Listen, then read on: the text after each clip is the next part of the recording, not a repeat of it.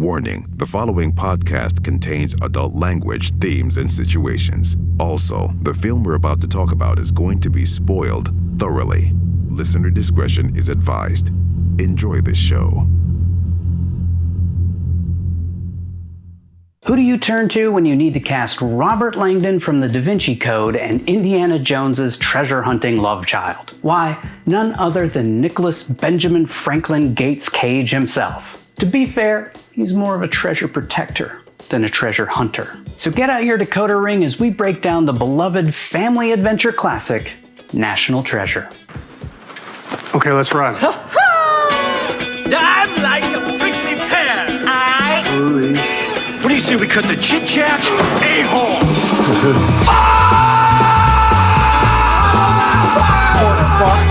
Porker, how'd it get burned? How'd it get burned? How'd it get burned? Hey, have you ever been dragged to the sidewalk and beat until you Pissed blood! Welcome to One Cage at a Time, the show where we break down every single Nicolas Cage movie, one film at a time. Here are your hosts, Patrick, Vince, and Nigel.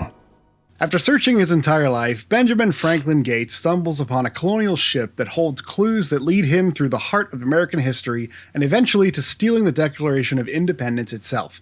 That is, if he can get to it before his so-called partner steals it first. Let's meet the stars of the film. National Treasure features a host of legendary actors such as Oscar winner and father of a dreadlock-sporting crack skeleton / car thief, John Voight. We'll call back to Gone in 60 Seconds there. Yeah. Got it again in 60 seconds. Oh, God. How did we never make that joke? I hate both of you. A man who steals every scene he's ever in, Harvey Keitel, everyone's favorite bad guy and Stark family patriarch, Sean Bean, the lovely German-American actress Diane Kruger, the late, great Christopher Plummer, our film's comic relief, Justin Bartha, and of course, the real national treasure of this film and of America in general, Academy Award-winning actor Nicolas Kim Coppola, better known as Nicolas Cage.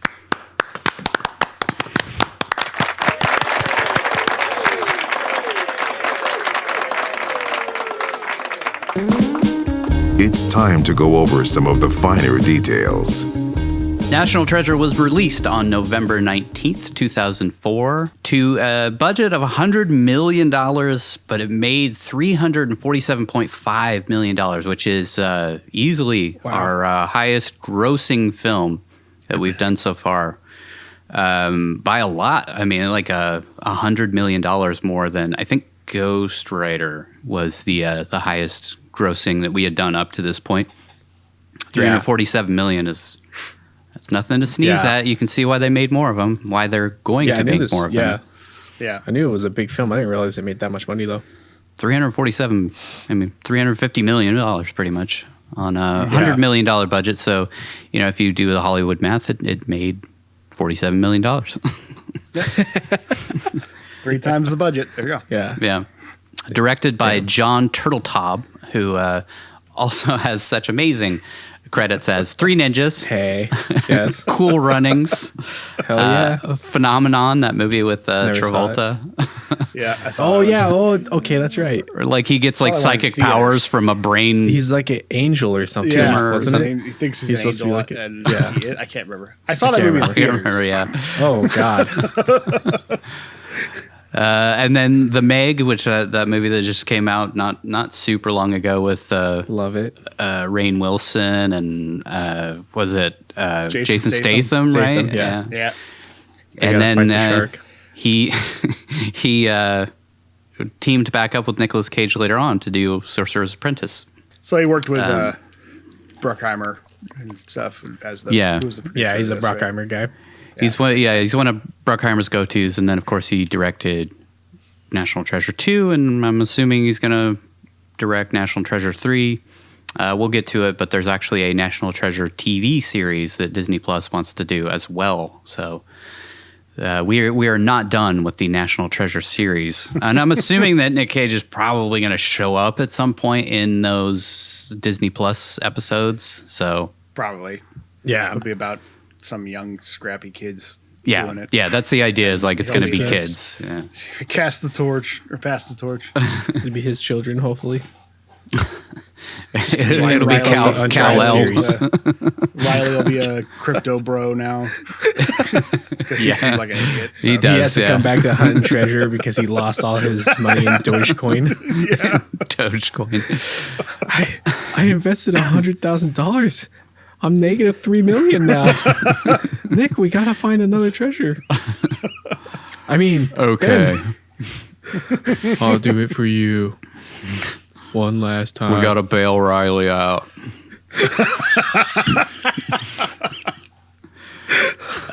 It's written by Jim Koof. I don't know how to say it. It's the Kouf.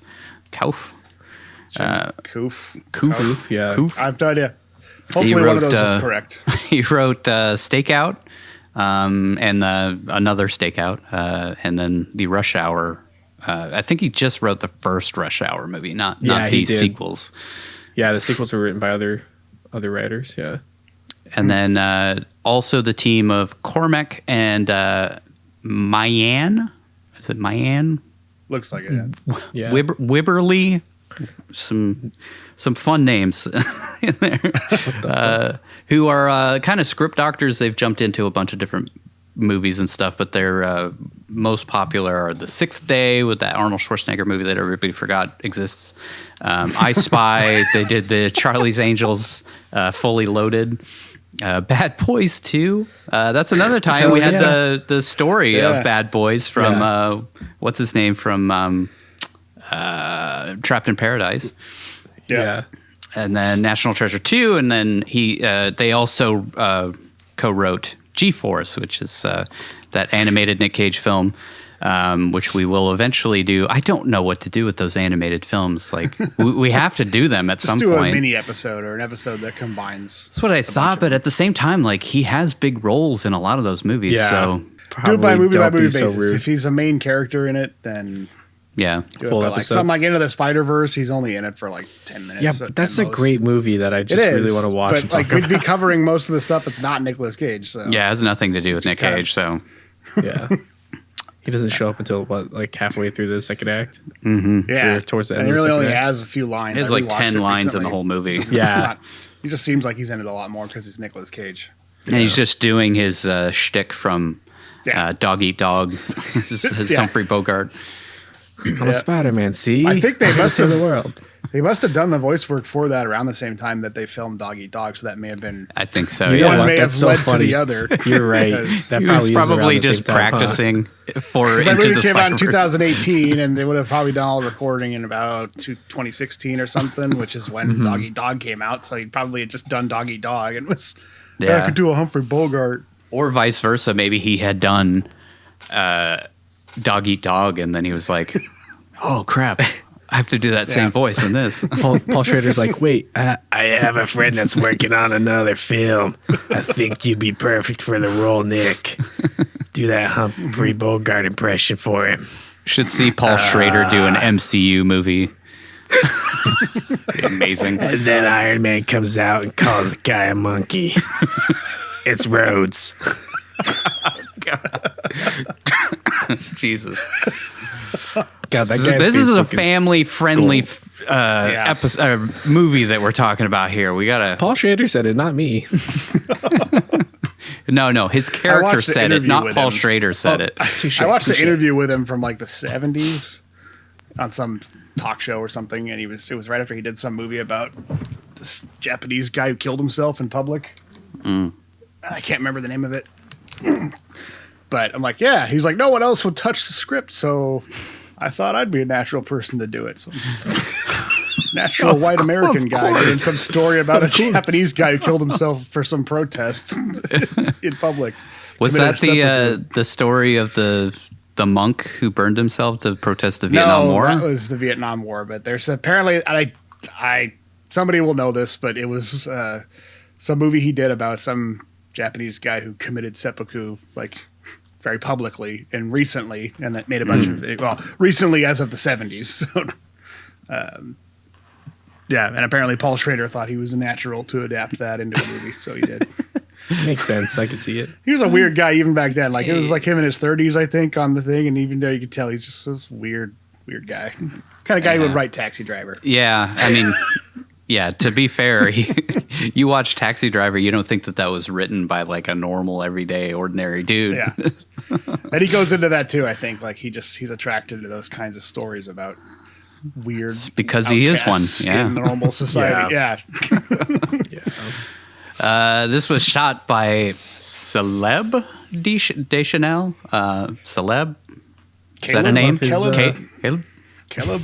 It could be like, Caleb. I think it's a guy, but I haven't looked up, pictures or anything.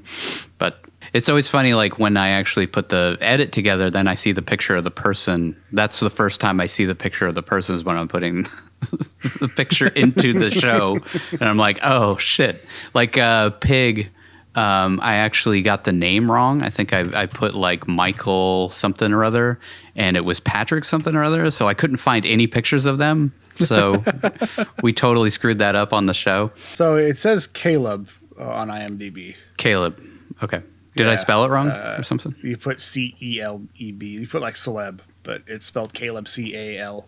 Okay. EB. So Caleb Caleb Deschanel, and he is the father of Zoe Deschanel. And wow. I was gonna make a joke about I love your daughters.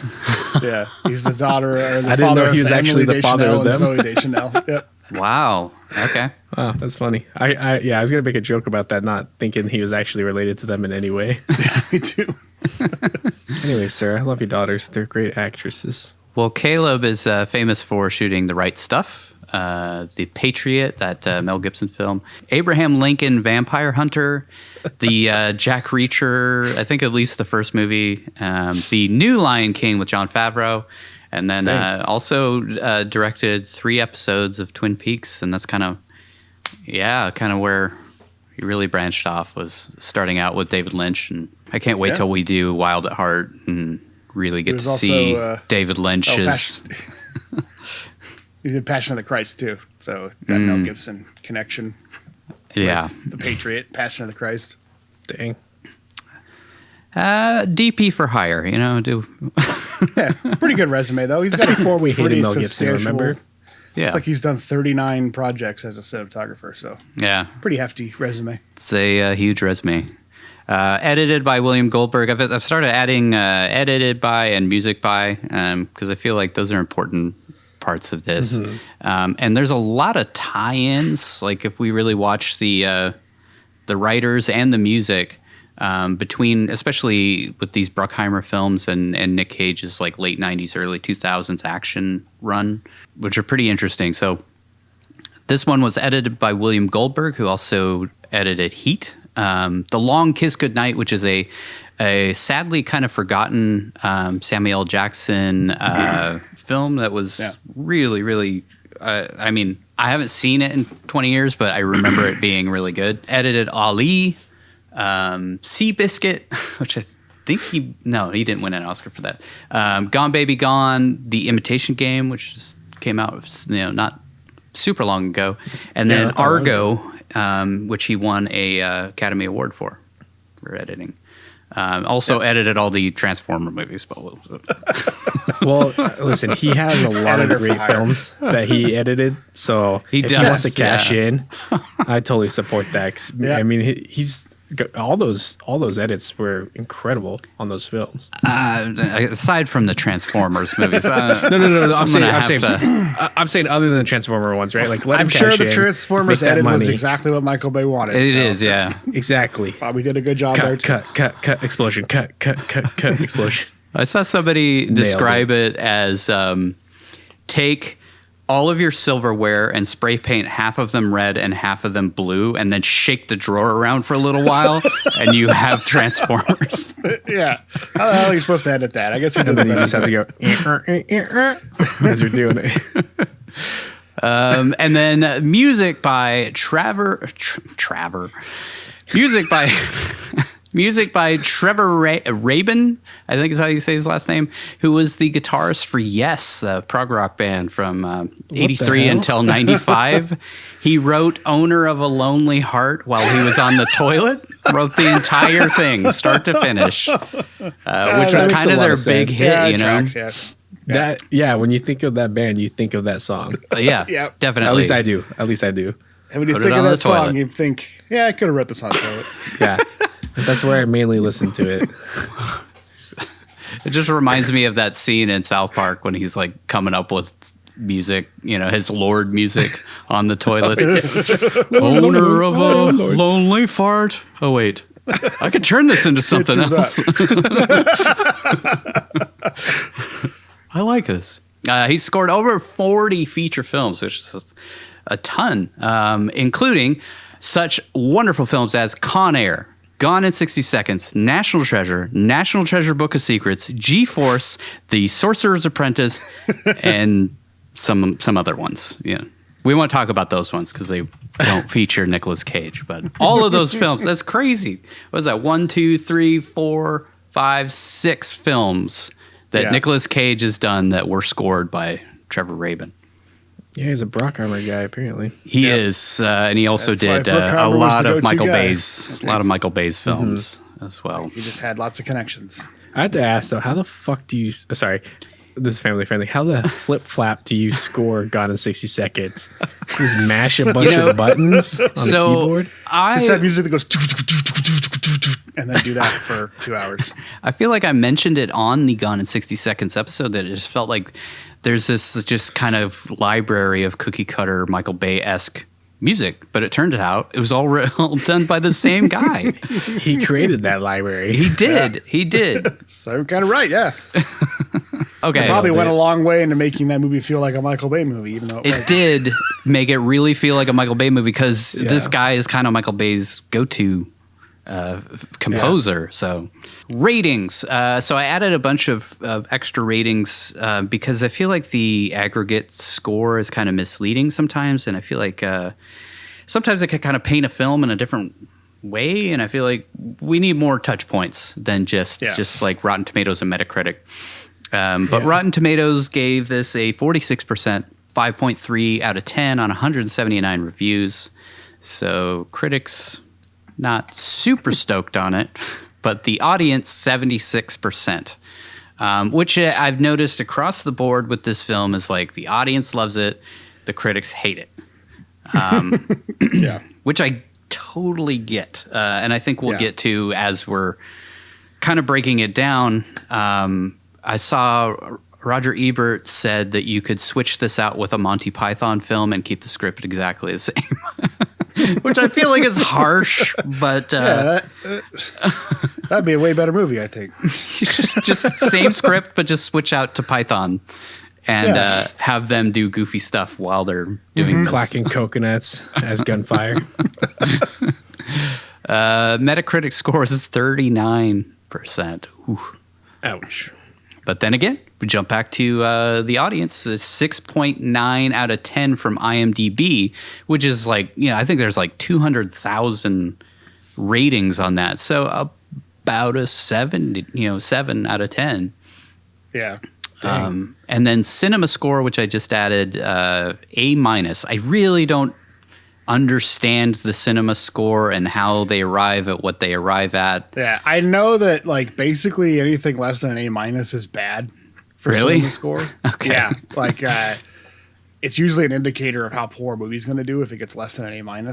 Because I think what cinema score is it's a poll of people from like night of premiere, like coming out of the movie, like the first batch of people to see the movie and then getting their immediate reaction to it. Oh, wow. Okay. Which generally tends to be higher. If it's the type of person who's going to like the night of release of a movie, they're excited for it. They want to see it. They're usually fans of it if it's a franchise. So they'll tend to score it higher than, a critic will or the average audience over time.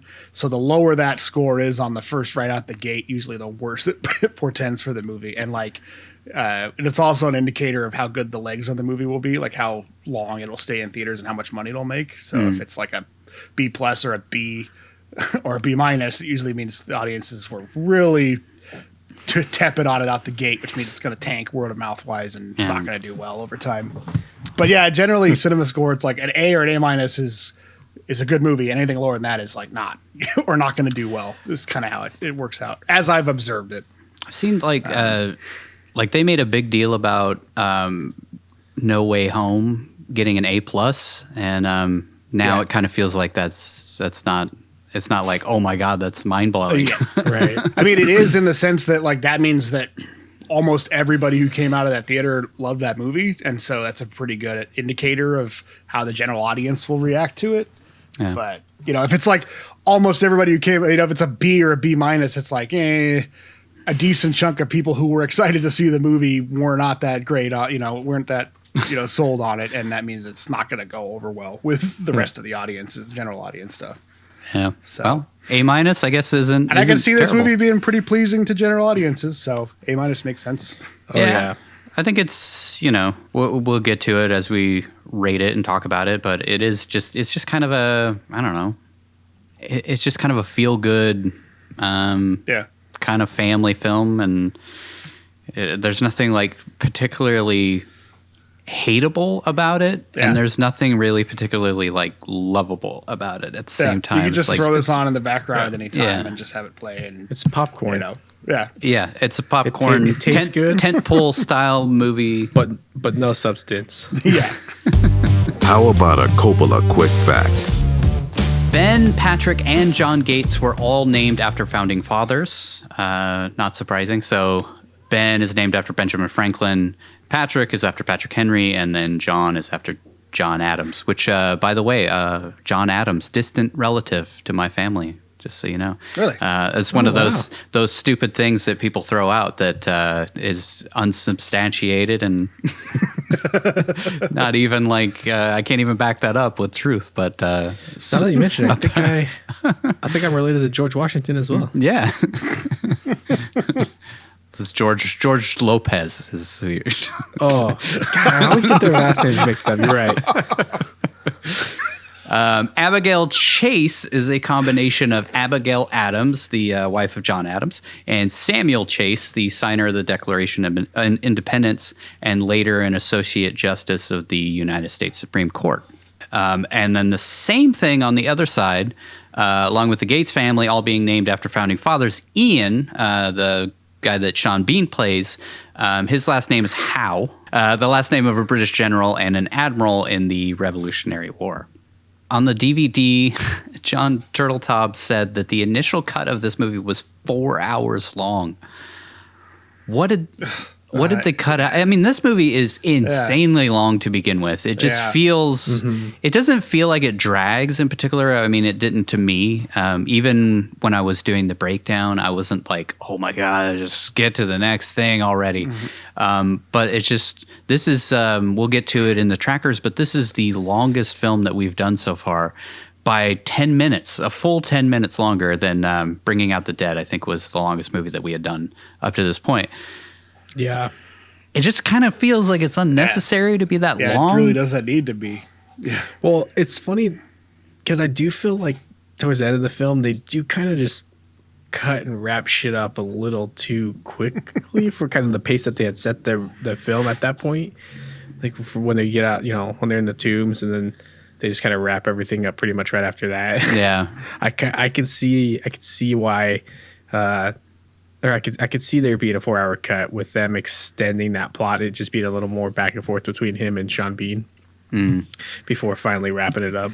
I really don't love the 20 minutes of double fake out on the rooms where like they get down there and there's an empty room and then Sean Bean takes off and then they open up another room and then they're like, oh, well, we didn't find the treasure. And then they go to another room. I really don't like the ending. I saw this movie when it came out and all I remember from it is really disliking the last act, basically. So, yeah. I think it was part of that. It was just like, oh my God, it takes forever. Like we've already been in this for like an hour and a half getting to this point and we're still like, oh my God, just get to the shit. Yeah. I definitely felt that on the second watch. I hadn't seen this movie probably since like 2008 or 9, somewhere in there. So watching it again was actually kind of fun. I didn't remember. Like, that's kind of the thing with this movie is, like, there's nothing super memorable about the film in general, to me anyway, and I think to us. But, you know, to the audience, I feel like a lot of people just really, really cherish this film. I've talked to several people who love it. And I think the biggest difference is they watched it when they were kids. And I think watching it as a kid would be a totally different experience than watching it as an adult. So I totally 100% get it. Yeah, it's like going back to the Star Wars films. They're awful movies, all of them. But when you're a kid, I'm just joking. I'd say like at least half of them are pretty bad. Half of them are pretty bad. The original 3 are pretty bad, yeah. My God, you're gonna get murdered. I'm joking. The original 2 are pretty great. Yeah. And the prequels, I think Sith was pretty decent, but still, that's my favorite out of all of the movies. But Clone still, Wars is my like, favorite. it's not the best. Yeah, Attack of the Clones just felt like I was watching a bunch of cartoons act out on a green screen background, and it just didn't really feel like a movie. Well, and then not that National Treasure has anything to do with Star Wars, but like National Treasure is not that divisive. There's nothing like that terrible about it. It's not nothing. There's no highs. There's no like insane highs or incredible lows. It's just a it's a feel-good movie film. I feel like, just to me, it's always just been a fun summer blockbuster type of film. Yeah, that's witty and especially when you're younger, a little more clever, a little fun, a little romance. Nicolas Cage, can't go wrong. Yeah. Nicolas Cage it's and very by the numbers. Oh, sorry. It's a paint by numbers. Yeah, it's kind of like a paint by numbers of Jerry Bruckheimer, but in a family film style. Which Bruckheimer didn't do like a ton of family films up to that point. I don't think really, right? He had done like the Pirates and like right before this. Yeah, and that was a big smash hit. So they wanted him. So it was like the beginning of the Disney relationship between. Yeah, man, that's right. The original one was like what 2002, 2003. Yeah, something like that. Yeah, right before this. So they. Probably came off of that and we're like, all right, I'll set up another franchise like that, but we'll do it about American history and we'll have a star like Nicolas Cage. And I don't think it never really hit that same level, but I talk about it a little bit in the breakdown, but like I feel like the success of Angels and Demons and the DaVinci Code as books at that point really inspired this film. Robert Langdon isn't exactly like, an action star. He's just kind of a normal dude who's smart and figures out clues and stuff. And you kind of get the same thing with Nick Cage in this movie where he doesn't have to be like shredded and a big action star. He's just a normal guy who's just figuring out clues and stuff. And I kind of like, there is that moment where he jumps off of the carrier, which we'll talk about when we get to it. But aside from that, he doesn't really do anything action-y. I feel like they did more of it in the sequel. He runs through some pigeons. Has that John Woo moment. Nice callback. Nicolas Cage and Harvey Keitel both played corrupt cops in the Bad Lieutenant film series, which is kind of a cool tie-in because we're going to do Bad Lieutenant Protocol Los New Orleans, the longest name since assassination of Jesse James by the coward Robert Ford. But we're doing that one in a few episodes, so it's kind of a cool start to the season with Keitel and Nicolas Cage together. So Harvey was the main character of the first one, and then Nick was the main character of the second film, which are 17 years apart, and I don't know that there's really much connection between those two films. I feel like they're kind of just two sides of a similar coin, really. Yeah. And then the final quick fact here, because most of the quick facts are in the actual breakdown, because I wanted to call out certain things as they came up, rather than talk about them ahead of time, and then we'll forget about them as we get to them. But in May 2020, Jerry Bruckheimer confirmed that not only was there a third film in development with the original cast returning, but also that a Disney Plus series was in the works with a series having the same premise as the original, but focusing on a much younger cast. So it'll be like a Disney Plus, probably like a 6 to 10 episode type of thing, like what they've been doing with the Marvel TV series. Series. Yep. Series. Serials. Marvel serials. I think it'll be kind of cool to see, sort of a different take on the National Treasure series with a younger cast and kind of doing the same thing, figuring out clues. And he says it's the same premise as the original. So are we just going to forget that they already discovered this treasure, or we're going to pretend that universe is different than this? Or they'll just do other secrets, Freemasons and... I figured this was their way of trying to combat or jump on the bandwagon. Well, not bandwagon, but kind of compete with the Uncharted series. Movies. Because I don't know how that movie's going to do. I mean, it's not getting a lot of positive feedback online through the trailers, but if you play those games, they're fun action adventure, silly, unrealistic games, and the movie seems to fit that. Well, I think that the intended audience of that movie is not the game audience. So general audiences are going to be like, oh, I like Tom Holland, and this looks like a fun adventure movie. And then and Marky Mark's in it. Yeah. I hope he pumps it up. Come on. Sorry, kids. You're probably all too young to understand that reference. Once upon a time, Marky Mark was a rapper. Yeah, and an underwear model. And those were the days. Criminal. Hey, we don't talk about that. It's time for the main event. Here comes the breakdown. Act 1, the setup.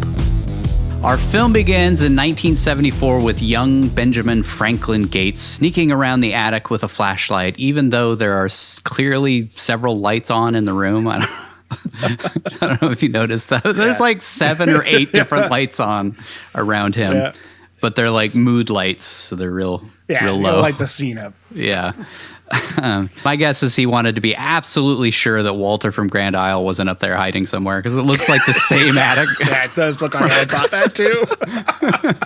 Expected the window to shatter. Standing behind Stab him. him in the shoulder. He finds a book on top of a shelf and turns around to find the scariest of sights imaginable for a young boy in a dimly lit attic, an old man with a mustache. So what was there? Turns out it's Grandpa, who says, quote, You're old enough, I suppose. I thought this was a family film, It's off to a really creepy start. Grandpa tells young Ben about a secret passed down through the Gates family since 1832.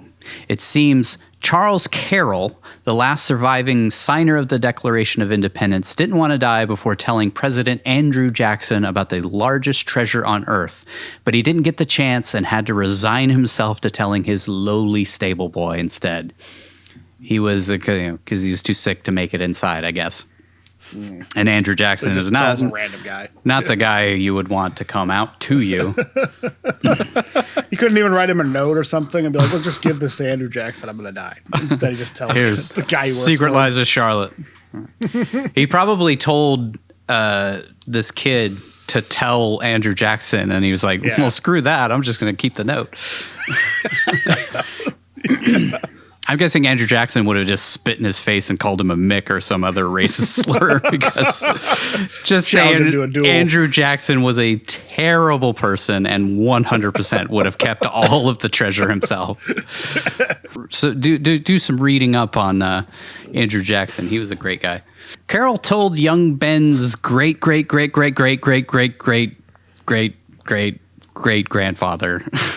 about a treasure. He said it was his. He said it was his grandfather's grandfather was the stable boy. Yeah, it's kind of crazy that this conspiracy theory has endured through all of these generations. But that's not that crazy. Really, you don't think? No, the conspiracy theories, I think they just grow over time. Mm-hmm. Like Patrick Gates tried to kind of quell it and stop it, but Ben wouldn't let it go. Grandfather told him about a treasure beyond all imagining that had been fought over for centuries until it disappeared for 1,000 years, only to be discovered by knights during the First Crusade. These knights decided it was too great of a treasure for any one man to possess, so they took an oath to protect it and called themselves the Knights Templar. Which all of this stuff is just kind of like made up.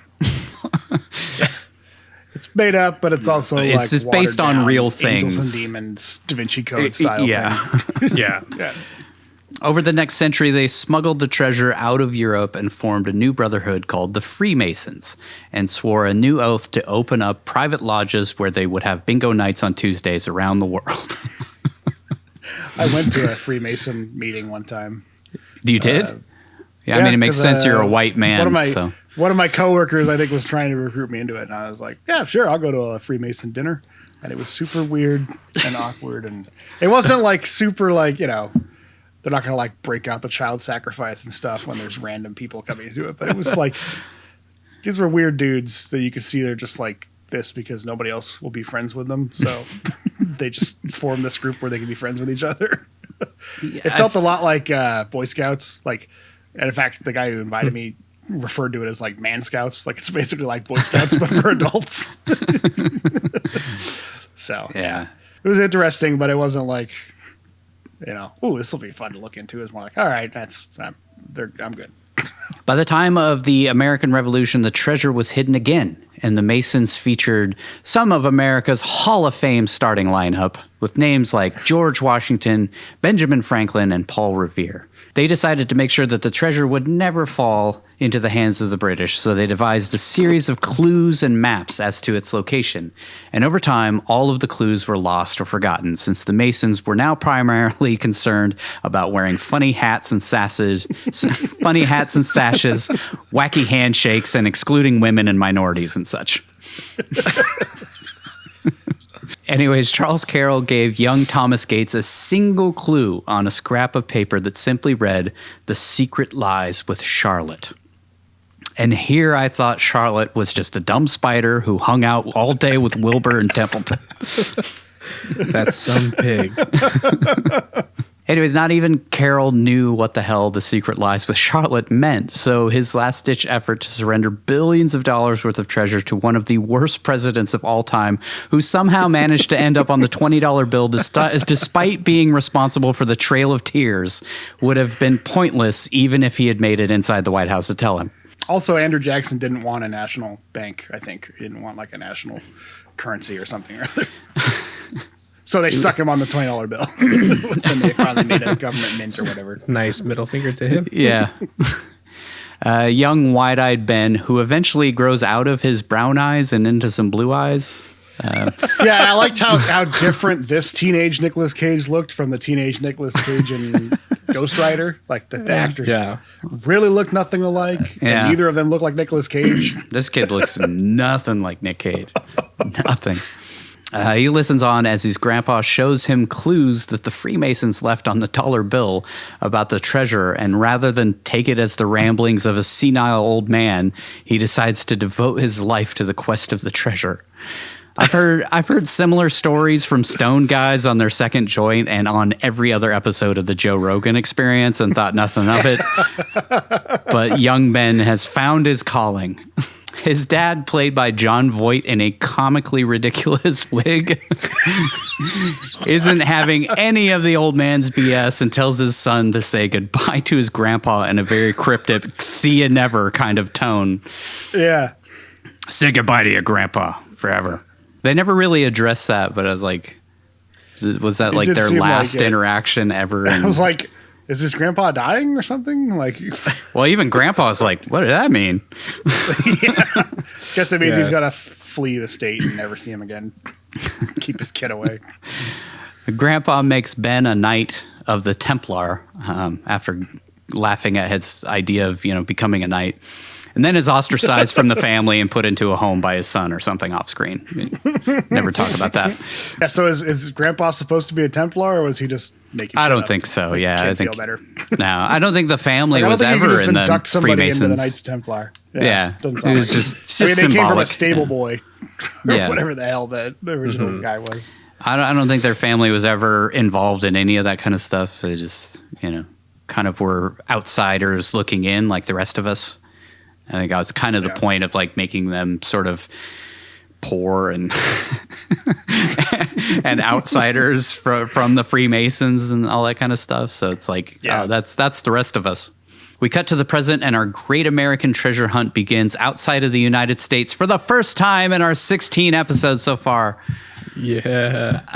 Up north of the Arctic Circle. Yeah. Nicolas Indiana Jones Cage drives a snowcat through the barren wastes of the Arctic Circle, joined by Riley Poole, played by Justin Bartha, our film's comedy relief and archetype for Darcy in the Thor movies. Yes. It's literally the same character. Same joke. Yeah.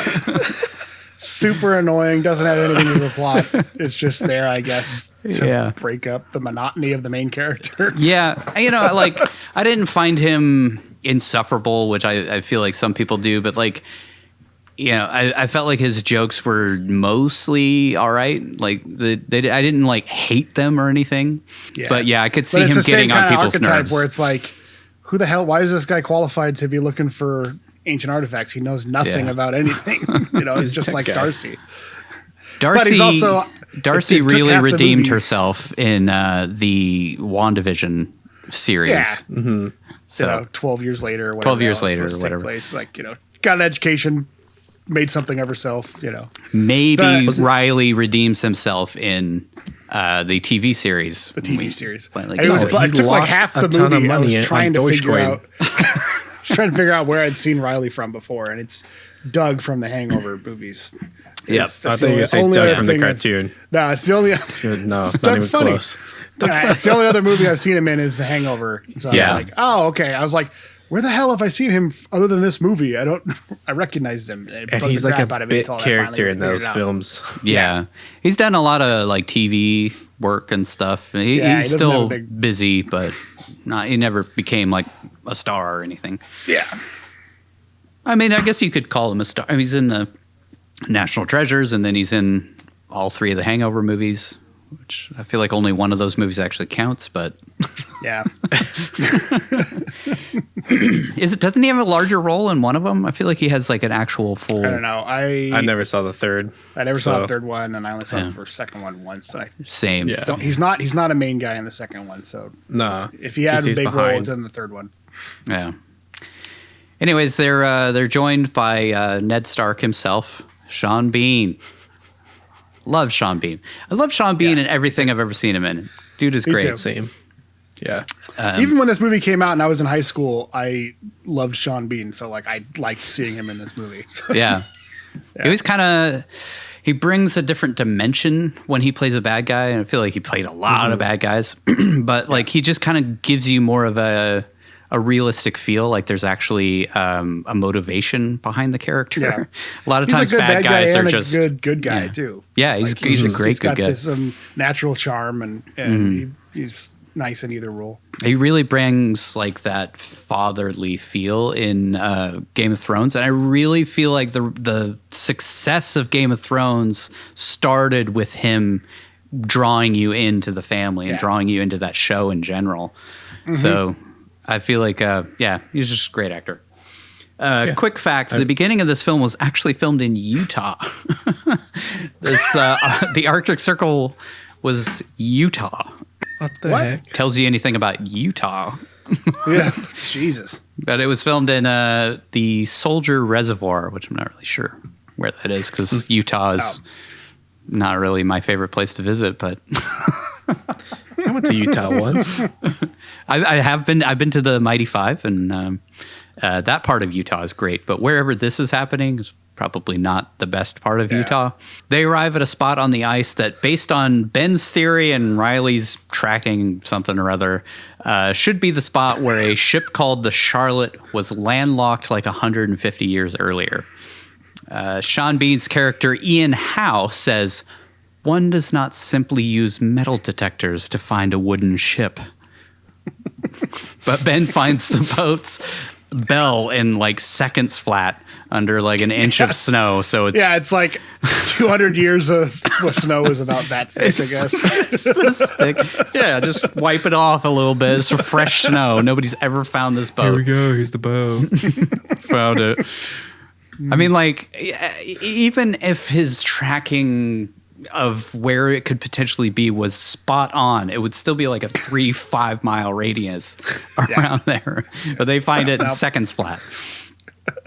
It's a good thing too, because any minute now, this husky dog could have been running at them with a helicopter chasing it, with a Norwegian guy shooting at it, and didn't know what the hell was going on. Could have led to some crazy times. Yeah, man, that would have been awesome. What a crazy switch that would have been.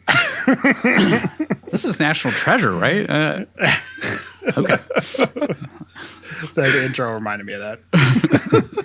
They unbury the deck of this ship that's been buried for 150 years in ice in one of the most inhospitable places on the planet over the next like 20 minutes or so. Like they don't, they just use some pickaxes and some shovels. Yeah, and then they just walk right into it. It's completely open inside. It's not full of water or ice.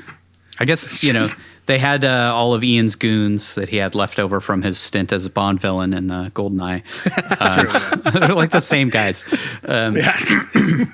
But I guess they uncovered everything, because it's this big group of 5 guys, whatever. It's enough to fit in like 2 cats, Yeah, so there's maybe 5 in each. Yeah. Through some exposition, we find out Ian has been funding Ben's search for the last 2 years, and he's the only person who doesn't think that he's crazy, just because, spoilers, he wants to kill him and take his money, take his treasure from him. They make their way below deck of the ship that's been locked in ice for 150 years that is still perfectly upright, and everything is exactly where the crew left it. Just climb right in.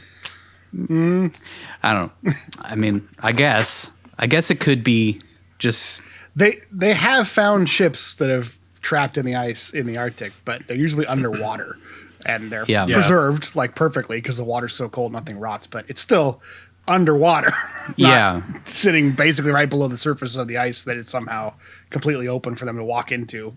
That's the thing about this. That's the part that I'm like, okay, this is why I don't find this believable, is because it's not underwater and it's still a ship length deep. And hasn't been crushed by the ice completely over the years. Yeah, nothing is smashed. Nothing is filled with ice. It's just got like a little bit of snow powder inside. And Right. But I mean, to be fair, the other time they found a sunken ship, it was the same way. And they found Captain America in there. The only part that was frozen was the front of the plane. Yeah, but that was only like 70 years and it was a metal plane. So. Yeah. See, that makes sense, all right? That a man lived in the ice somehow, frozen, but 70 was years. Totally fine. Inside the cargo hold, they find a whole lot of nothing until Ben sees the dead captain still holding 1 barrel of gunpowder. Inside, he finds a pipe and fires up some surprisingly well-preserved sticky icky, and they all celebrate finding an incredibly well-preserved piece of American history that will surely be the find of the century.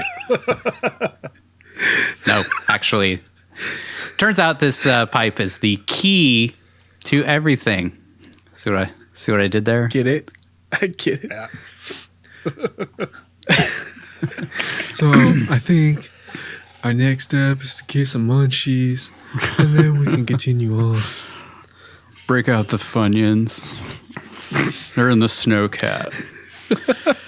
Ben slices open his thumb and stains the pipe with his blood, ruining it forever and revealing another clue as to the location of the treasure. That actually, I looked it up, and it would actually stain that forever, so it would always be red after that point.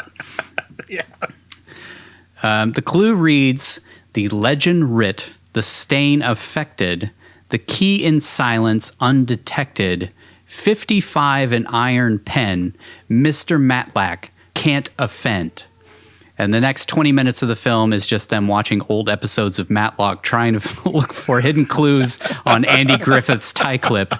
And it sort of takes you out of the film, but I think it was pretty necessary in hindsight. while they're eating Taco Bell. Man, I forgot how good this show was. Show slaps. Riley, pass me the bong. Andy Griffith is such a good actor. We should watch Columbo after this. He's a real thespian. Ben figures out the riddle in like 2 minutes with some random as hell out loud thinking and deduction work, while Ian gets increasingly more frustrated since he was expecting the treasure to be in the ship and just can't wait to shoot Ben in the face for some reason. He's just like, God, I've wasted 2 years of my life on this stupid quest, and when we're finally here, there's nothing there, you know?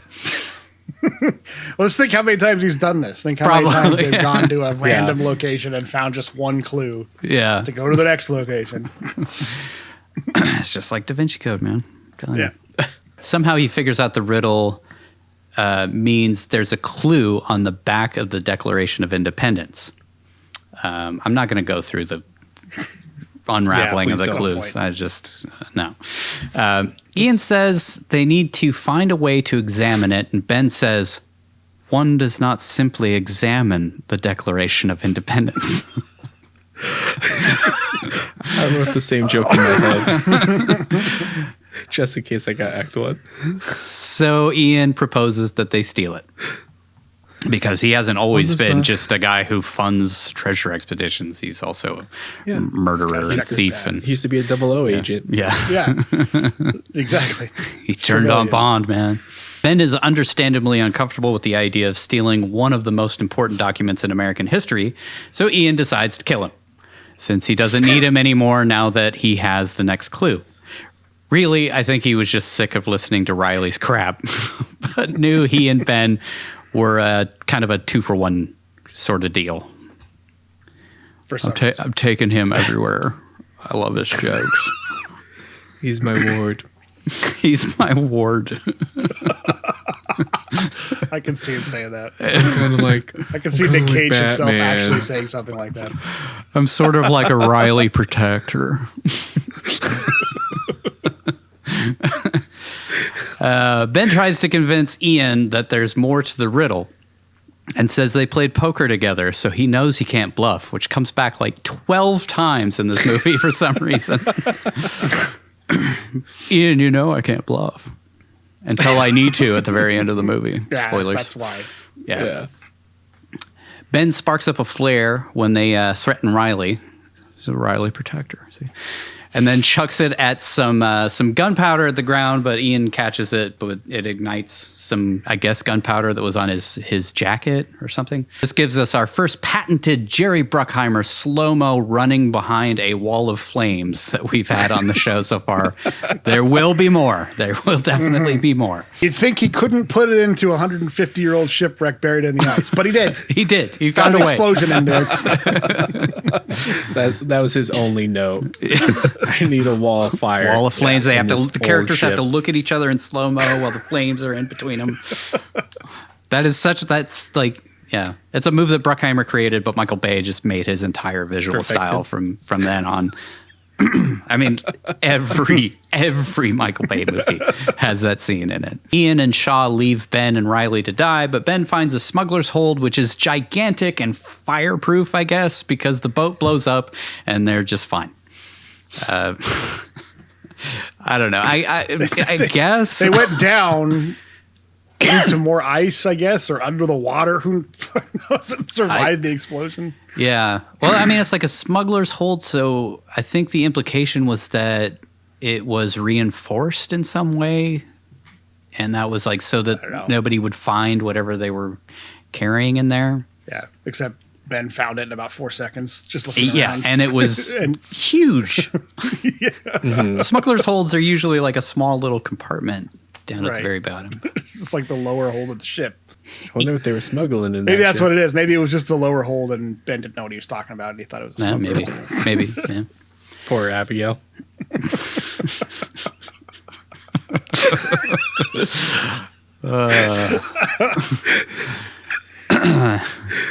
We'll get to that later on. Yeah.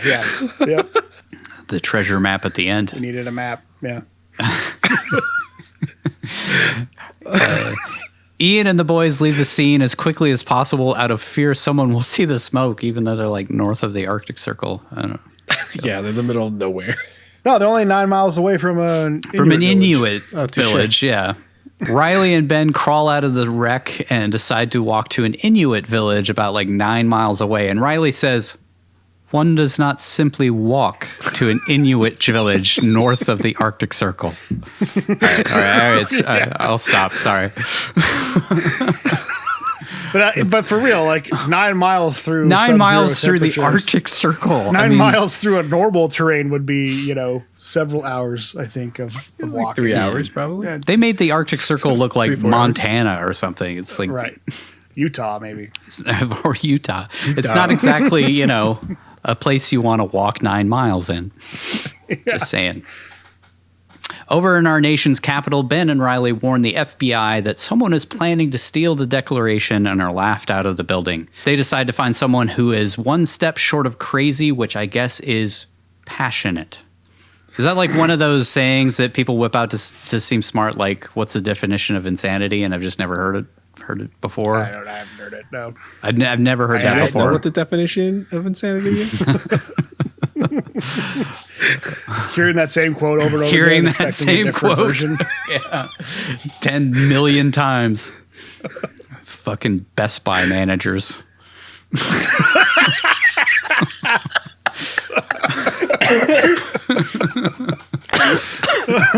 Oh, man. Awesome. Anyways, they find their passionate person in the form of Dr. Abigail Chase, who works at the National Archives and is drop-dead gorgeous. Not really. It's just an observation. Sorry. I'm not trying to make a statement about scientists or doctors or anything. Just she's beautiful. She did play Helen of Troy. Did she?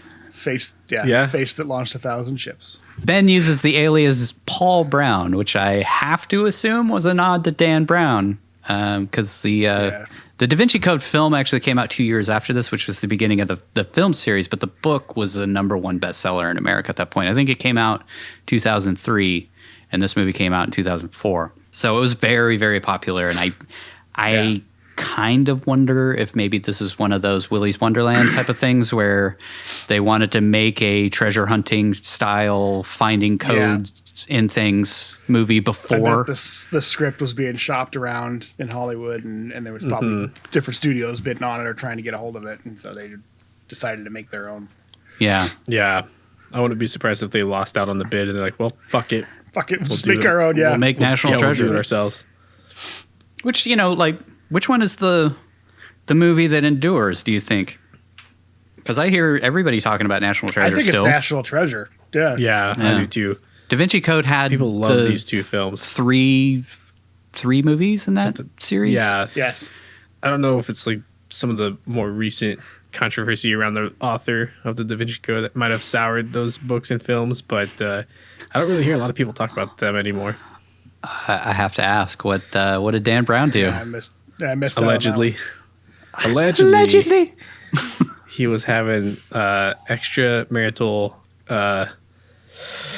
relations and was trying to hide money, allegedly, from his now ex-wife. So she sued him, and it seems like everything got settled. But I mean, that's every just rich people problems. That's every rich person. That's just famous people stuff. That's like Kanye. I mean, dude, it's like Kanye and Kim stuff right there, dude. That's how you know you made it big. But I don't know. I don't hear people talk about the DaVinci Code anymore. Really, I know they were talking about potentially doing a series, and then it just kind of went away. Yeah, maybe it'll come back I think once. That first book, the DaVinci Code book itself, is the better of the three anyway. So I think that's part of it. They just started on a high note, and then because Angels and Demons actually came out before the DaVinci Code did, and it's set it's like 2000. They adapted DaVinci Code first because it's a better book, better story, and then they just sort of had to chase that success with two lesser. What was the third book? I don't remember. It was about American history stuff. I think the Lost. Who's ripping off who now? Yeah, exactly. Like I remember it. I think it was like the Lost Symbol. Book of Secrets. Lost Symbol. That sounds. That's what it was. That sounds familiar. Yeah. See, See, look, we know National Treasure, but we can't remember a damn thing about DaVinci Code. Dr. Chase has a slight German accent, and Riley says, "You're not American," in a very, boy, you ain't from around here kind of way, which I've found kind of weird. Is like, are we trying to like make a statement about, immigrants coming into the United States and Riley being the, oh, you're not American? And she's like, I am American. I just was born in Germany. Right. Duh. I don't know what exactly that was about, but it was so like, oh, okay. Yeah, it was a little jarring.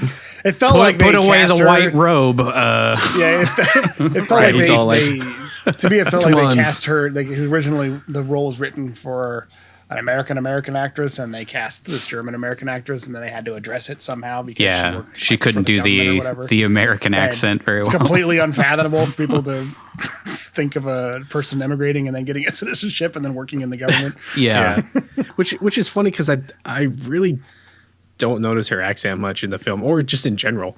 Like last week in I and out, watched. Because they did such a good job of lampshading it, right at the start with intolerant Well, I Riley.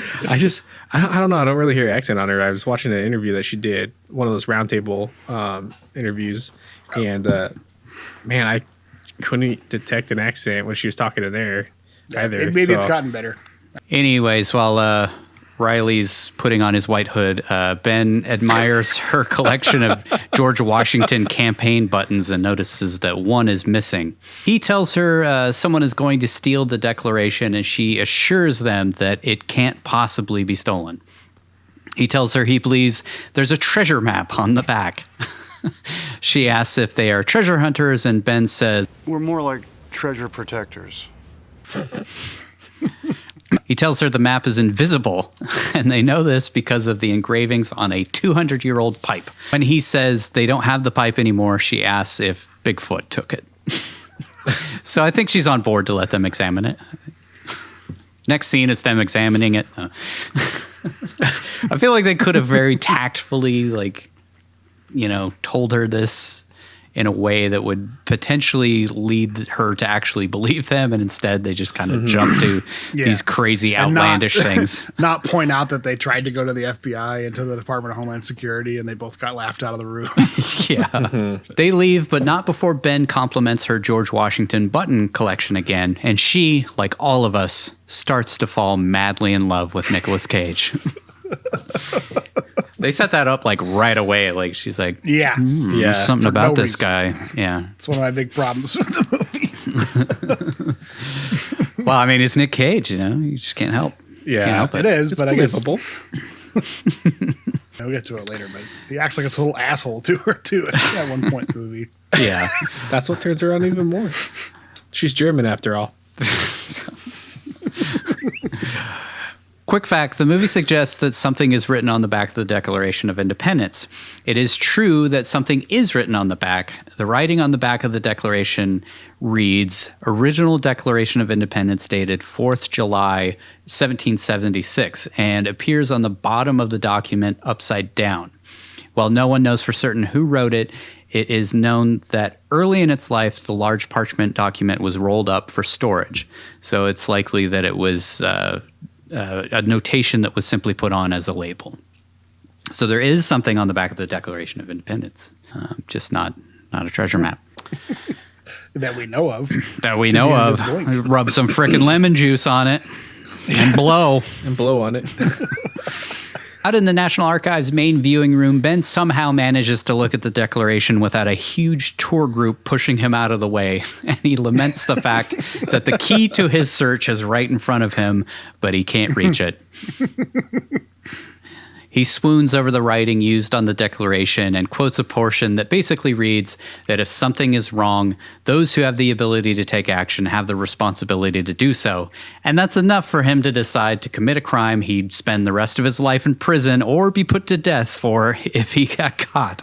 With the beloved and often memed quote, I'm gonna steal the Declaration of Independence. Yeah. It's got to keep it away from those limey lobsters. We don't want the British getting our Yeah, independence. exactly. He'll die before he gets into the hands of some British fuck. It is crazy how few people are in that space in the National Archives. Oh, yeah. Also, there's no security guards in there, which, you know, we know from recent events is true. But you don't get to storm the Capitol. But there's security there. Later on in the movie, like the next scene, they talk about how much security there is, and they show security guards standing around it. But in the scene they just had, there was nobody there whatsoever. Yeah, maybe in the front like door, standing there. I don't know. They're undercover. On the steps of the Lincoln Memorial, Ben tries to convince Riley that it's their duty to steal the Declaration because if they don't, Ian will destroy it. Quick fact, the water in the reflection pool in front of the Lincoln Memorial in the scene where Ben and Riley are talking on the steps was digitally added later because the water was drained for maintenance, and at the time of it was drained at the time of the filming. The pool was also digitally added in Forrest Gump because it was drained for that too. So both times very obvious. I didn't notice it. Looks like fake water. Probably will notice it looking at the screenshot now. Yeah, you'll notice it. Trust me. I just think of the ski-doos and Idiocracy in the reflecting pool. Oh yeah, could you do that instead? Riley takes Ben to the Library of Congress because they had an all-day red route pass on one of those big bus tours. By God, they might as well make the most of it. He shows Ben a blueprint of the National Archives, and then Mission Impossible starts for some reason in the form of a montage of a bunch of like fancy 2000s 3D graphics and a bunch of whip pan moves to cameras and security guards and stuff. This all shows that the Declaration is behind an inch of bulletproof glass, surrounded by guards, sensors, and cameras. Guards, of course, were not there when... I don't think they just stand in front of the Declaration all the time, but you know, when it's not on display, it's lowered into a 4-foot thick concrete vault that has a ton more sensors and biometric scans behind a locked door. It's like an old bank vault type of thing. I'm sure that they've updated this. Also, almost everything in this just seems so like, well, they would figure that out right away. They'd figure that out right away. They'd figure that out right away. So all the things that they do to actually steal the Declaration, like even if they haven't changed any security parameters whatsoever since this movie came out, there's still no way to steal the frickin' Declaration of Independence. Well, it's funny because they did end up. I think the script was written like right. Oh God, I think that they wrote it with knowledge based on pre-security from that like. Prior to 9/11, so they had to rewrite it when they found out how they actually updated security after the 9/11 attacks. So then they had to go back to the drawing board, and they hired somebody to come in and who had like knowledge of like expert. He was like an ex-cop or something who specialized in burglaries. So he came in and helped him come up with a plan that was somewhat feasible to bypass the security. But yeah, it's like. Wouldn't be that freaking easy, especially after everything that happened, all the security that got implemented after 9/11 on national monuments and places like that. Ben tells Riley that if they can get the Declaration moved to the preservation room during a gala that will be conveniently held this upcoming weekend, they have a shot at stealing it. Riley decides it might be possible, and we cut to him doing some nondescript hacker stuff, like tapping into the cameras and phone lines of the National Archives, which I'm guessing is slightly more difficult to do than they depict in the film. Yeah, just clipping a little thing to a wire, and he's in. Yeah, just bypass the security at one of the most... After going into like a subway maintenance closet or something. Okay. So he went right into that unlocked...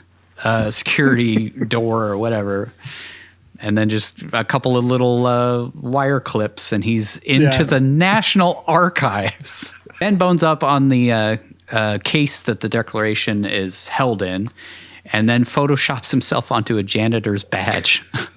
Again, we're talking about the National Archives building, not just some random museum in Connecticut or something.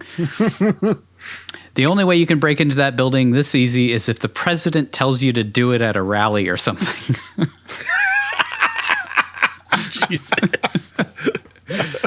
Ben mixes up some sort of luminol substance that that only shows up under a blacklight. I think they should just drop this whole stealing the Declaration of Independence nonsense and go freak some people out in a hotel room and just like spatter that everywhere. Whoa. What happened in here? He sends Dr. Chase the button she's missing from her collection, which explains why they even talked about that after dipping it in this stuff. And she again gets a little misty-eyed thinking about our hero for a moment. I think we can all identify.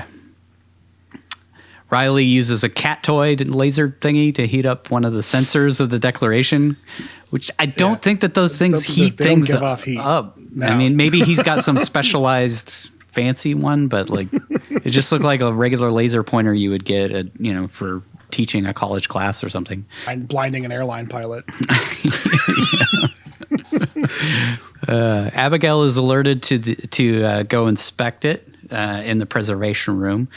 And she goes and she enters her password into the elevator leading to the vault and apparently has terrible hygiene because she didn't wash her hands after handling that button some weirdo off the street mailed to her like Ted Kaczynski's cigar box or something. During the height of the anthrax scares. She leaves luminol all over the keyboard, revealing, the letters at least of what her password would be if lit by a handheld blacklight, whatever that is. Same Gone in 60 Seconds tricks. Yep. Mm-hmm. Right? So I was thinking. High-tech stuff. Meanwhile, over at the Watergate Hotel, not a joke, Ian is hatching a plan to steal the Declaration himself using a pipe bomb and a load of C4. It's the only things he shows him, like working on a little pipe bomb and like big-ass bricks of C4, which they never use. I don't really know exactly what that was about. Oh, yeah. Ben heads into the gala dressed as a janitor, and the guard, who probably knows everybody who works there, just lets him waltz right in. I always love that convenient thing of like, oh, well, he has a badge, so he must work here. Even though I work here and interact with all the people who work here all the time, every day. They don't just randomly change out the janitorial staff like Even that. in my office, they're like, if you don't recognize somebody, like... don't let them in. Like they have to have their own badge that lets them in. Well, yeah, I'd be a little worried if you didn't recognize anybody in your apartment, dude. Well, when I did go to the office, I also thought it was weird. A long time ago. I think he mistook him for somebody else because when he walks in, he's like, "Hey, janitor, glad to see you back from Wally's." I had to go a long ways for that one. Yeah, that was a stretch. Ben changes into a tux in the bathroom while Ian and his goons crawl through some maintenance corridors under the archives or somewhere. I don't know exactly where. Sporting an arsenal of guns. They've got like a whole truck full of guns and shit. Yeah, it's the crew from Die Hard. Yeah. Coming in. I think so. It was like they're in that Euro truck. And they climbed into the sewer, and then like all the rest of this stuff, I guess, is in that sewer area. And bumps into Dr. Chase where he gets dock blocked by some guy named Dr. Herbert. See what I did? See what I did there? Docked blocked. This is a family show. Yeah, it's PG film. We got to keep it classy.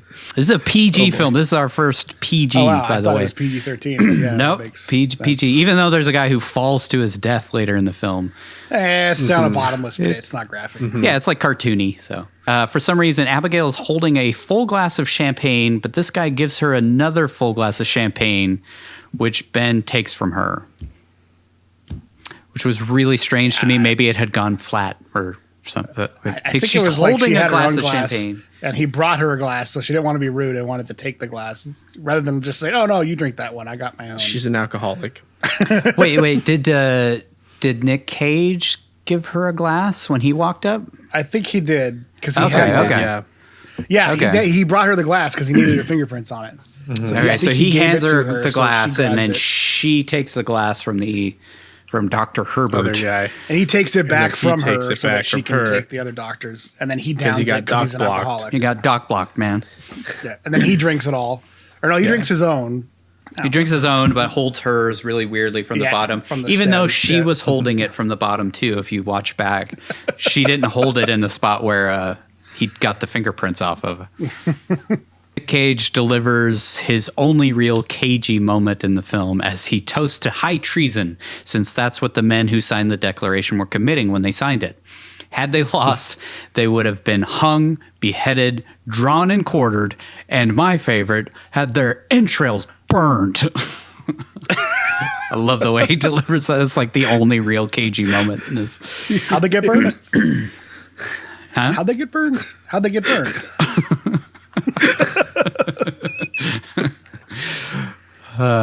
The British, they don't mess around, man. That's pretty hardcore. Hung, beheaded, drawn and quartered, and have their entrails pulled out and burned. Treason used to be a serious business. Used to be a big thing. Not anymore. Not anymore.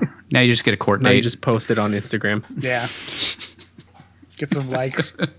Some likes, some subs. Mm-hmm. Ben pulls Abigail's fingerprints off the glass he unnecessarily took from her using some sort of MacGyver magic in the bathroom, which is the same trick that they did in Beverly Hills Cop. Remember that? Which is, Bruckheimer is nothing if not consistent. Same exact trick.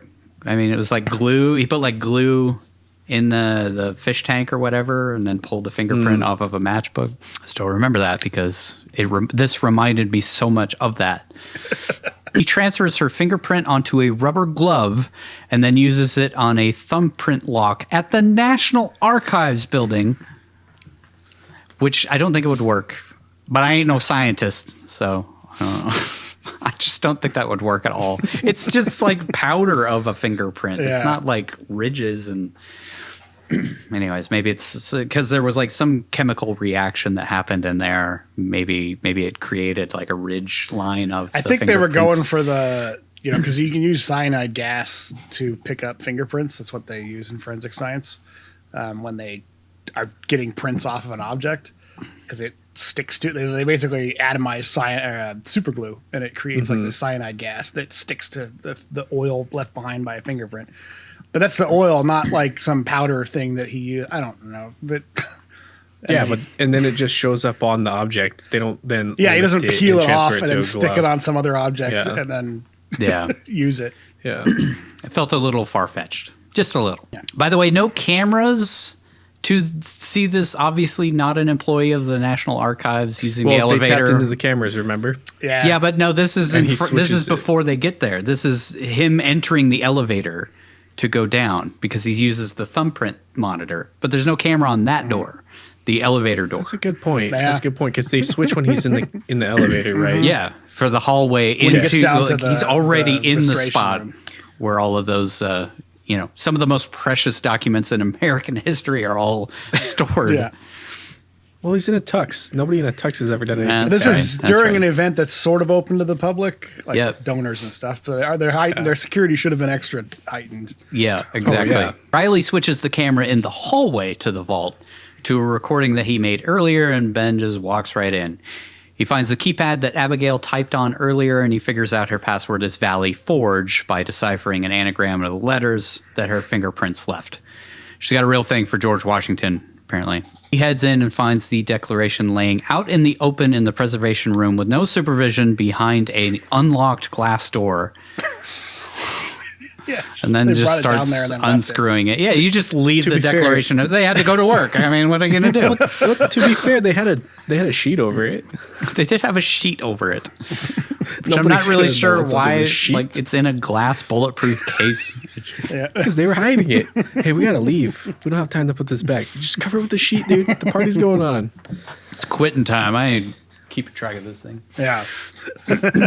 Suddenly, Riley's feed is interrupted by Ian's goons, who are also breaking in at the exact same time using the exact same tricks, although they're slightly less elegant, just blowing up shit and cutting open things with blowtorches and stuff. Which doesn't attract any attention. No, not at all. Because this place wouldn't have seismic monitors. Or anything. No. Or just people would hear, so they could hear explosions going off as they... Well, they can't hear blow their way through doors and stuff.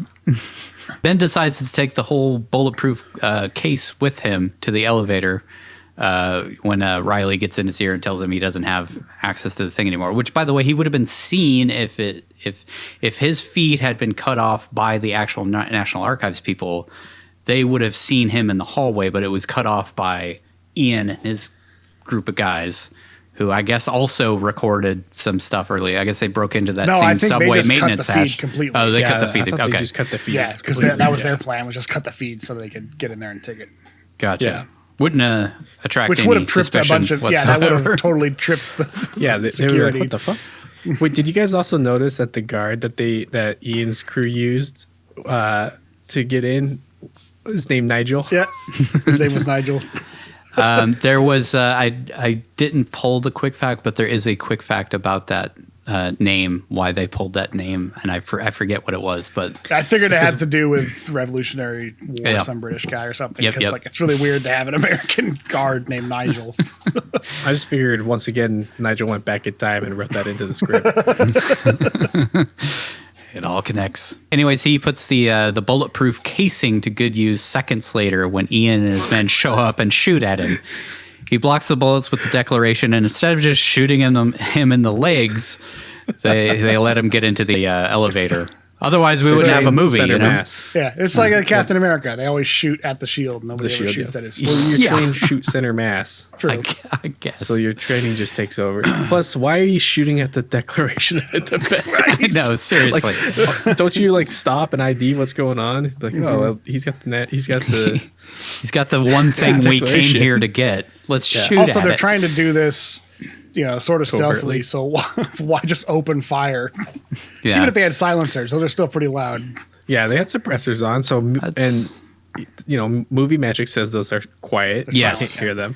That's a common myth, is that silencers are actually quiet. They're not Yeah. at all. They're just They're not. not as You're loud right. as a gunshot. Suppressor is the proper word. Silencer. Yeah, is suppressor. Yeah, used it because suppresses it's- this. Yeah, it suppresses the sound, but it still makes a sound. It's just not as loud as an unsuppressed weapon. I think Yeah.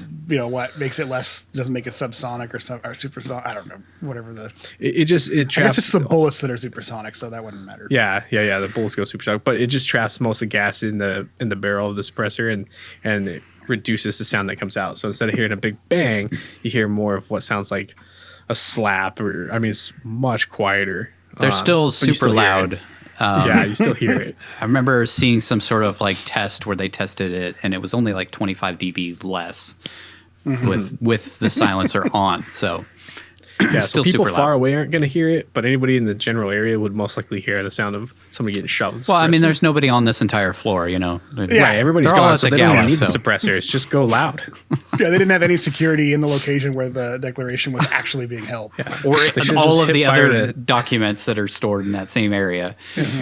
Yeah, they should have just been hip firing M16s like they were in Scarface. Ben unlocks the declaration from the protective case in the time it takes to go between a few floors in the elevator. He had unscrewed a couple in the preservation room, but Yeah. there's like 100 screws around that thing. Oh yeah, there's a ton. He did it over the course of 3 floors going up. He just saunters out into the gala and tucks it inconspicuously in his port jacket. This document that's this long, it's just sticking out. He spots Abigail and heads into the gift shop where someone accuses him of stealing a replica of the Declaration. And I guess he forgot to hit the ATM that day and ends up having to pay with a credit card, which is how the cops find him later, and makes it to where he has to go interact with his dad instead of going home with his little tent that they have set up in his front room. His Dexter It was a nice, kill room. Yeah. Call forward to David from Weatherman. Never having more than $10 in his wallet. A security guard finds an unscrewed vent hood while patrolling a sewer valve room or something. Wasn't patrolling the elevators, the vault, or the preservation room, but you got to make sure those pipes are safe, I guess. It reminded me of that room that Andy Dufresne broke into in Shawshank Redemption when he's breaking out. Like, why are you patrolling in there? I don't get that. He alerts the rest of the security while Ben sneaks out of the gala while Abigail follows behind him. Quick fact, you can actually buy National Treasure at the National Archives gift shop.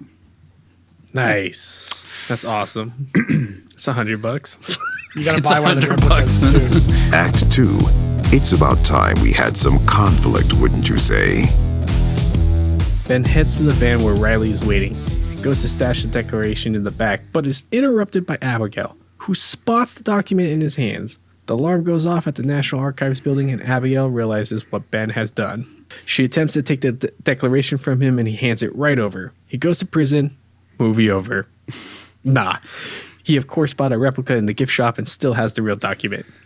She runs back to the gala to alert security, but is cut off by Ian and his goons in a Euro food truck, who shoot at Ben and Riley when Ben attempts to come back to her aid. I'm telling you, those Euro sandwiches are deadly.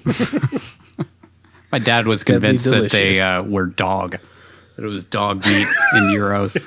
Like, that would be lamb, Dad. Yeah, and also I feel like that would not be any cheaper than doing like sheep mutton or whatever they use. Yeah. They call it lamb. Yeah. A car chase, or should I say van chase, ensues while half a dozen cops just kind of drive by them, not paying any mind to them, cruising through blocked off construction zones, shooting guns in busy traffic, and driving on the wrong side of the road, almost hitting a bus while Abigail swings from the back of the Euro truck. Ben rescues her from the food truck as Ian takes the declaration from her, and again I have to ask, isn't it super obvious that it's a poster and not a nearly 300-year-old piece of parchment paper? Anyways, Ian quickly realizes it's a fake, but there's no way to track the other van now that it's like 2 blocks away from them. Yeah, there's no way they could have possibly caught up. Yeah. Oh, they went left. All right, let's just turn left. How many vans are there that have been shot out with windows shot out and bullet holes? Well, it is DC, so. It is DC. It's DC, not Baltimore. DC, I think, is a little bit worse. DC's pretty sketchy. All right. Ben flirts with Abigail in the van and assures her that he has the real declaration as she freaks out from, being shot at and almost dying and stuff. Ben tells her to calm down since it's really annoying and tells her she owes him like $35 since he had to buy a replica in the gift shop. The FBI arrives. The FBI arrives at the National Archives led by Agent Sandusky. Sorry, wrong guy. But I'm pretty sure that guy was actually arrested by the FBI. Anyways, this is a children's show. Well, that guy liked children. Anyways, let's get back to it. Led by Agent Sandusky, a.k.a. Winston the Wolf, a.k.a. the original bad lieutenant, the one and only Harvey Keitel. Woo, let's do a Harvey Keitel show. Yeah. I was really worried that I was going to say Henry Cavill because I always always mix them up. They don't look alike. It's just the names I always fuck up. Right up there with William Robbins and William Dafoe. Yeah, William Dafoe. William Dafoe. William Dafoe. And the guy who played Lucifer on Supernatural. I'm sorry, I've seen a lot of Supernatural. My wife forced me to see a lot of episodes, and then I ended up watching the entire series at a certain point just because I wanted to know what was going on. So if there's a above average mentions of Supernatural on this show in general, that is why I don't want you to think that we're all just like, fapping to Sam and Dean. I'm going to start tagging them in our posts now. Try to get that Supernatural audience. But yeah, the other FBI guy who speaks throughout most of the movie is the guy who played Lucifer on Supernatural. That's so funny. For 14 seasons or whatever. Agent Sandusky is pretty upset when he finds out the FBI received a tip a few days prior that someone was planning to steal the Declaration of Independence, but they didn't even bother to open a file because, well, they didn't find the information credible. Womp womp. Your tax dollars at work. I kind of feel like this is how the FBI would have actually handled it, too. Probably. Yeah, probably. That's how they handled the Capitol. Oh, wait. Never mind. Stay away from that. I wish those folks would have. Back in the van, Abigail learns that Ben isn't who he said he was, and she knows all about his crackpot family of nutjob conspiracy theorists. She calls him crazy and is horrified at the idea of these wackos running chemical tests on the Declaration in a moving van. But Riley says they have a lab all set up and probably a barrel full of acid to dissolve her body after they kill her. The theme to Breaking Bad starts playing as we cut to Jesse and Fat Damon rolling a plastic barrel into the desert. Wait, no, that was a different scene from something more entertaining. Ben tells him he used his credit card to buy the replica declaration, so heading back to their murder lab isn't an option. It really is spooky as hell. It was like something out of Seven or something. It's like Dexter, dude. It's like one of Dexter's kill rooms. Yeah. It's all plastic. Just draped from the ceiling. Or like American Psycho. Do you like Whitney Houston or Huey Lewis in the News? It's like when he pulls her into the van and he's like, "You okay? You hungry? You like Huey Lewis in the News?" I really go for a euro. I don't know why. Mighty tasty. Ben says they can't decipher the code on the declaration without copies of a series of letters Ben Franklin penned under the pseudonym of a middle-aged widow named Silence Dogood back in 1722 at the age of 15. His father just so happens to own the original letters, which, quick fact, were actually destroyed in the late 1700s. Yeah, I want you to think. Yeah, that was kind of, they alluded to the idea that he stumbled upon them in a desk drawer or something, so that that was their way of explaining away the fact that the letters were destroyed, actually don't exist anymore. He hands Abigail the declaration so that she'll shut up and let him think of an alternative method of getting the letters, then interjecting with his no longer a crazed conspiracy theorist dad, and she promptly bolts with it. He grabs her and yanks it away, but in a fun, flirty kind of way, and not in a give me that or I'll kill you kind of way. She refuses to leave the declaration and decides to join in on this wacky venture so as to keep the document in her sight, and not because she's falling for the wily charms of her handsome kidnapper H.I. Wait, wrong movie. That was a baby. Give me that baby. It was kind of terrifying. Ian figures out the part of the riddle Ben kept from him about the Silence Do-Good letters, linking back to whatever is printed on the back of the declaration while Ben and his motley crew head to his dad's house. Dad is not too thrilled to see his loser son, who has degrees from Georgetown and MIT, and asks if he needs help because he got Abigail pregnant. He knows Nicolas Cage, I guess. Which I know kind of seems messed up nowadays to say that, but when your daughter is a skeleton-looking Rastafarian who doesn't believe in bathing, who steals cars, you kind of can't fault him for feeling this way about his kids. He reluctantly lets his complete failure of a son inside and says this better not be about that dumb treasure or having to go to another stupid graduation ceremony at one of the most prestigious universities in existence.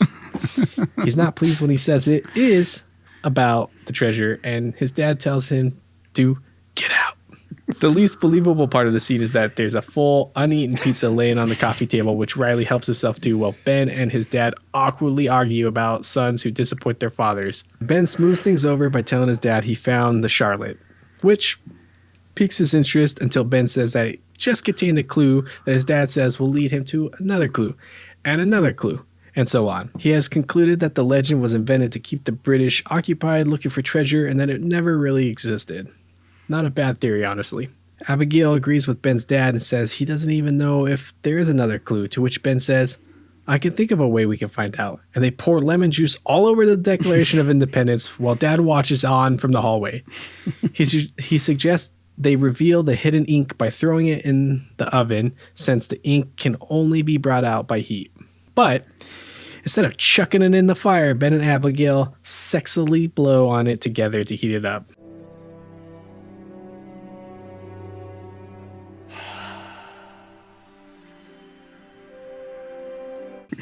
So hot. The ink appears the second they blow on it, revealing a series of 3-digit codes and the mark of the Freemasons. They write down the numbers which relate directly to the Silence Do-Good letters, but wouldn't you know it, Dad, having a long ago given up on the treasure hunt, says he donated them to the Franklin Institute in Philadelphia. They get ready to head to Philly, but Dad gets curious about the document and rightfully loses it when he realizes his son has stolen the freaking Declaration of Independence, and correctly tells him he has destroyed his life by taking it, and probably his too. Rather than have his dad implicated in his crime, he duct tapes him to a chair and off-screen punches his dad in the face a few times for doubting him. Or I'm guessing. This man has two of the worst children. One hunts treasure while the other one refuses to bathe and steals cars. Awful. Just awful. And marries Billy Bob Thornton. Yeah. I don't know which one's worse. Stealing the Declaration of Independence or dating Billy Bob Thornton. Ben, Riley, and Abigail steal Dad's car and his secret stash of strip club money. They head to Philly, but there's a blizzard, so they have to take a quick pit stop in Paradise. Fuck, no, wait, wrong movie again. Quick fact. When Ben, Abigail, and Riley are seen entering Philadelphia, they are crossing over the Benjamin Franklin Bridge, a nod to the Founding Fathers theme in the movie. They really did love playing up the history of this film. Mm-hmm. Which they do in the sequel as well, but that one's more about like Civil War history and that kind of stuff. I feel like the Book of Secrets was like John Wilkes Booth's book or something. I forget. Oh, I thought it was Jefferson's book about all his children. The Book of Secrets. Well, I wasn't sure where you were going there. Went the most dark possible. Secret children.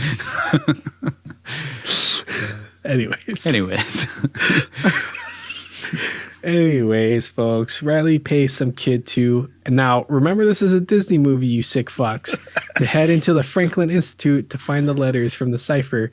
But he, of course, bumps into Ian, who again happens to be checking out the letters at the exact same time. This dude has like the best timing ever. This whole film. Ian just is like like Trapped right in there. Paradise. Everything works. The guy that has talked about he's just a financier for this shit somehow also is like one step right behind the guy who actually knows figures out all the clues like right away. Yeah. So why did he need him in the first place if he's tackling this by himself? I don't know. To be fair, he never figures out anything without at least getting a little bit of a hint from Ben's that's true. stuff that he's doing. That's true. Ian notices the kid writing down the letters and gets suspicious, so he follows him outside. But Riley has already figured out the next word in the riddle, which leads them to the Liberty Bell and Independence Hall, where the Declaration was signed. Ben and Abigail change clothes in a fitting room and get all sorts of flirty. Apparently, Ben's dad thinks he's been too cavalier in his personal life since he's dated more than one person, and Abigail once again gets dewy-eyed when he passionately talks about wanting the treasure to be real. I just really want to talk about how ridiculous those changing rooms are. Like the changing room doors are like 3 feet tall. Yeah. And the only reason we can't see them naked is because we're standing like 10 feet away. But if you walked any closer, you'd be able to see you'd be able to peek over. They can see anybody. We have to be able to see her legs. They're not even like in the back of the store, like down a hallway. They're just like next, like in the side of the store where anybody can just look over and see people changing. And it's a unisex changing area. Yeah. Like I've never seen that. I almost pointed that out in the breakdown, but I was like, I feel like unisex changing areas exist, but not in this kind of way. Not like right out in the open. Just in the middle of the store. And then he's kind of like leaning around looking at her. He'd definitely be able to look in and see what's going on down there. Yeah. And they're getting completely naked to change their entire outfit. Yeah. I mean, they were dressed to the nines before, and they probably had on dress underwear and stuff. You know? Well, you got to have that sexual tension somehow. Yeah. I thought it was like kind of ridiculous how she just falls for him because he's talking passionately about the Declaration. She's like lifting her leg and everything. Riley gives Ben the new riddle. The vision to see the treasured past comes as the timely shadow crosses in front of the house of Pass and Stowe, which again, thanks to Abigail, they figure out in seconds flat. Quick fact. Ben Gates wears a Rolex Submariner date diver's watch, which has a price of $8,550. He uses it as collateral in the clothing store to inspect a $100 bill with which he just paid. Which is funny because the clerk's like, yeah, I'm not going to take that as collateral. So they kind of thread that starting with like when they say that he has a degree from Georgetown and MIT, and then they also just kind of tack on, oh, he's also like a submarine, certified guy, and then they have this little moment with the submariner watch, and that's all so that we can explain away the fact that he jumps 20 stories into the water later on and puts on a scuba suit underwater. Yeah. Or a rebreather, I should say. Yeah, just the actually breather. now like I'm trying to think like does he actually get his own, or do they just buddy breed the whole time? Yeah, they have another one. I'm pretty sure they have another one because, like, otherwise that guy would be sucking in Hudson River water through the whole thing. Turns out they need to be looking from the clock tower of Independence Hall at 222 because it reads 222 on the clock tower painted on the back of the $100 bill. Fun fact, aside from Riley's genius deduction that daylight saving exists now but didn't then, the sun moves. So it would have to be the same day that they placed the brick in the wall for it to line up perfectly for them to find it. Now, that's only if you believe the Earth is round, which it is not. Any day at 2:22, that thing will be at the exact spot. The sun does not move at all. It's like, isn't that a plot point in The Hobbit? So they have to get there on the specific day because the shadow passes. It's only going to do that on that one day. But also, I want to point out that it's actually not called daylight savings time. It's daylight saving time. Yeah, I left the S off. But nobody. I don't want to get strongly He says daylight letters. savings about 20 times. He says savings, and no one corrects him, so they're not that smart. They're not that smart. All that book learning didn't do you too good. He knows computers and stuff, though, so it makes sense. But even true. Ben and Abigail didn't correct him. So yeah. Well, they didn't want to make him feel dumb because they already did. You know. They already did about 20 times in that scene. They're trying not to beat him up too much. He's a little guy. Ian and his goons shake down the little kid from earlier, and based only on the last 4 letters of the code, they're able to Google the information on yahoo.com, allowing them to figure out exactly where to go next. Riley, remember Ben, yahoo.com? On yahoo.com. Sorry, I was like, everything else in this movie is pretty modern still, aside from the flip phone cell phones. But the fact that they use yahoo.com places it specifically in the mid 2000s. Yeah, I was like, when I saw yahoo.com, I was like, even back then, nobody used it to get reliable information. Riley, Ben, and Abigail join in on a tour of Independence Hall and sneak out a line to an off-limits stairway to the bell tower. It's a wonder these national monuments aren't blown up on a daily basis with how easy it is to sneak around in them.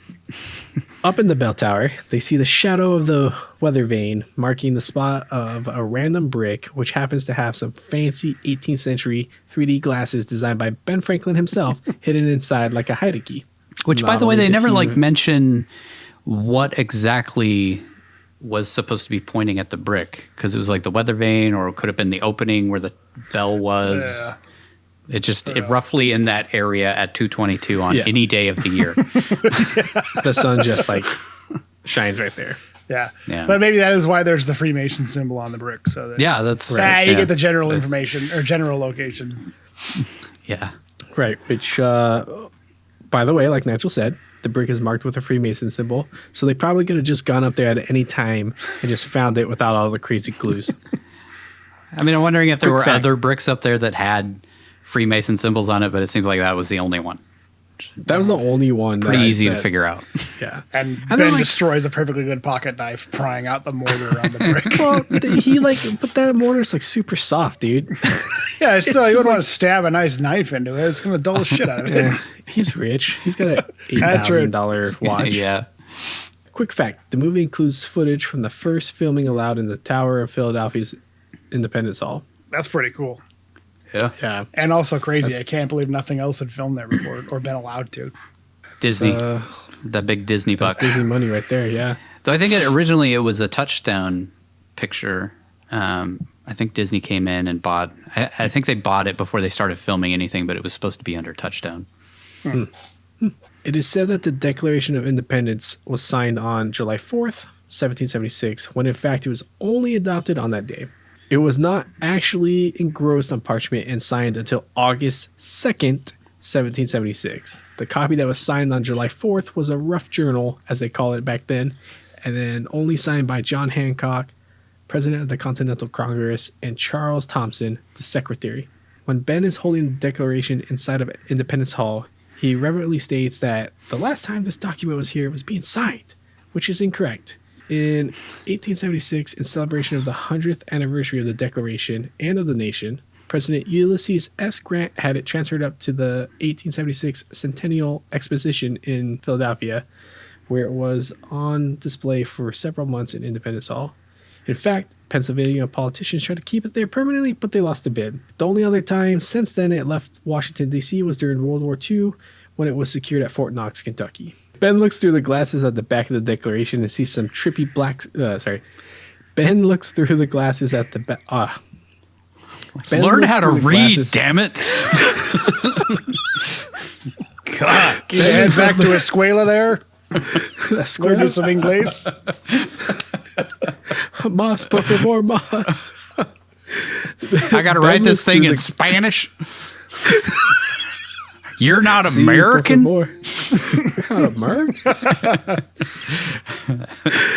Ben looks through the glasses at the back of the Declaration and sees some trippy blacklight style 3D symbols you can only see by looking through these special glasses, just like in They Live.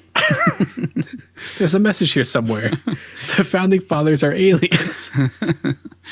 Before Ben can decipher the next clue, he spots Ian and his goons and decides they need to split up, so he doesn't get both the Declaration and the glasses. Ben crosses the street corner to corner instead of using the crosswalk like a normal person, and books it into a park while Ian's guys chase after him.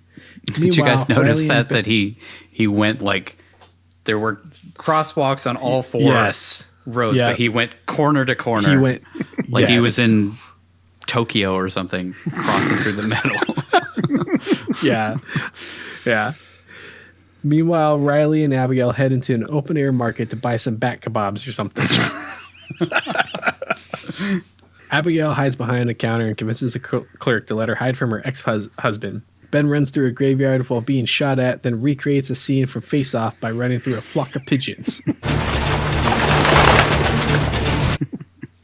He then climbs up some scaffolding and onto a roof where he's caught by one of the goons and hands over the empty document tube and escapes again. Again, these goons are just like not even trying to be stealthy now. They're just like trying to murder a guy in broad daylight in the middle of Philadelphia. And they have and they have the worst aim. At one point he's like standing still and these dudes can't get in. You see that they're using silencers though, so nobody knows that this is happening. You see. Plus it's also Philly, so that's true too. It's not gonna be out of the ordinary. Yeah, I guess. Riley and Abigail accidentally chuck the real Declaration to traffic, but before it can be run over, Ian shows up and snags it. They run off without it and decide to meet up with Ben, who has had a cell phone on him this entire time. So I guess tracking phones wasn't a thing in 2004? Anyway, the FBI find Ben and take him in. Riley and Abigail call Ian and decide to strike a deal. Oh wait. They track Ben's cell phone like 2 minutes later when Ian calls him to say he wants him to meet him on the flight deck of the USS Intrepid. But take that one again. Yeah, I know. Like, he wants him to be on the flight deck of the... Whoa. Oh, wait. They track Ben's cell phone like 2 minutes later when Ian calls him to say he wants to meet him on the flight deck of the USS Intrepid in New York. Yeah, so they could have tracked him from the beginning, right? Yeah, maybe they were. Who knows? They didn't know he had a cell phone. He did steal the Declaration of Independence. I would think they would make that a priority. I don't know. Yeah. He was using maybe Harvey Keitel had ulterior motives, as we learned later on. He was using a VPN.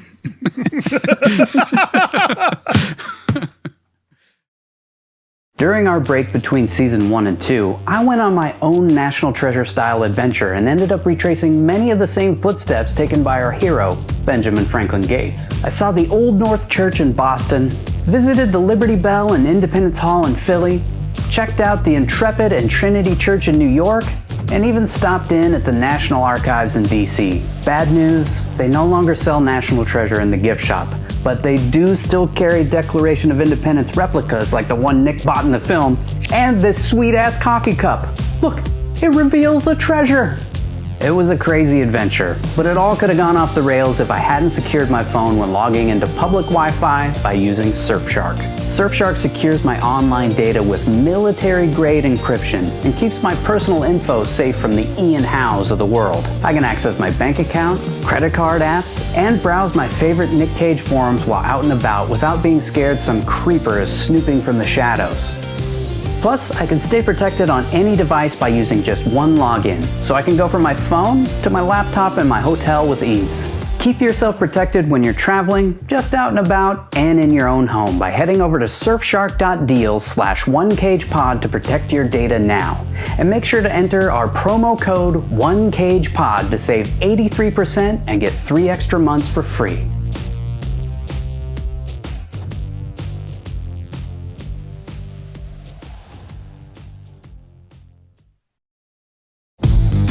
Act 3. Time to resolve some shit. Ben heads out onto the deck of the ship while like 100 FBI guys watch on, even though Ian said not to have anyone follow him or he'd turn one of the most important documents in American history into confetti. A helicopter flies. That's like a thing in movies. They never come alone, like ever. Yeah. People always say come alone and no one ever comes alone. Well, there's some FBI guys there. All right. Well, shred the document. Screw this. Yeah, wait, no. Yeah. I did tell him. A helicopter flies over the Intrepid and Ian's goons scramble Ben's earpiece long enough to tell him to jump off the side of the ship into the Hudson River, which is basically a death sentence.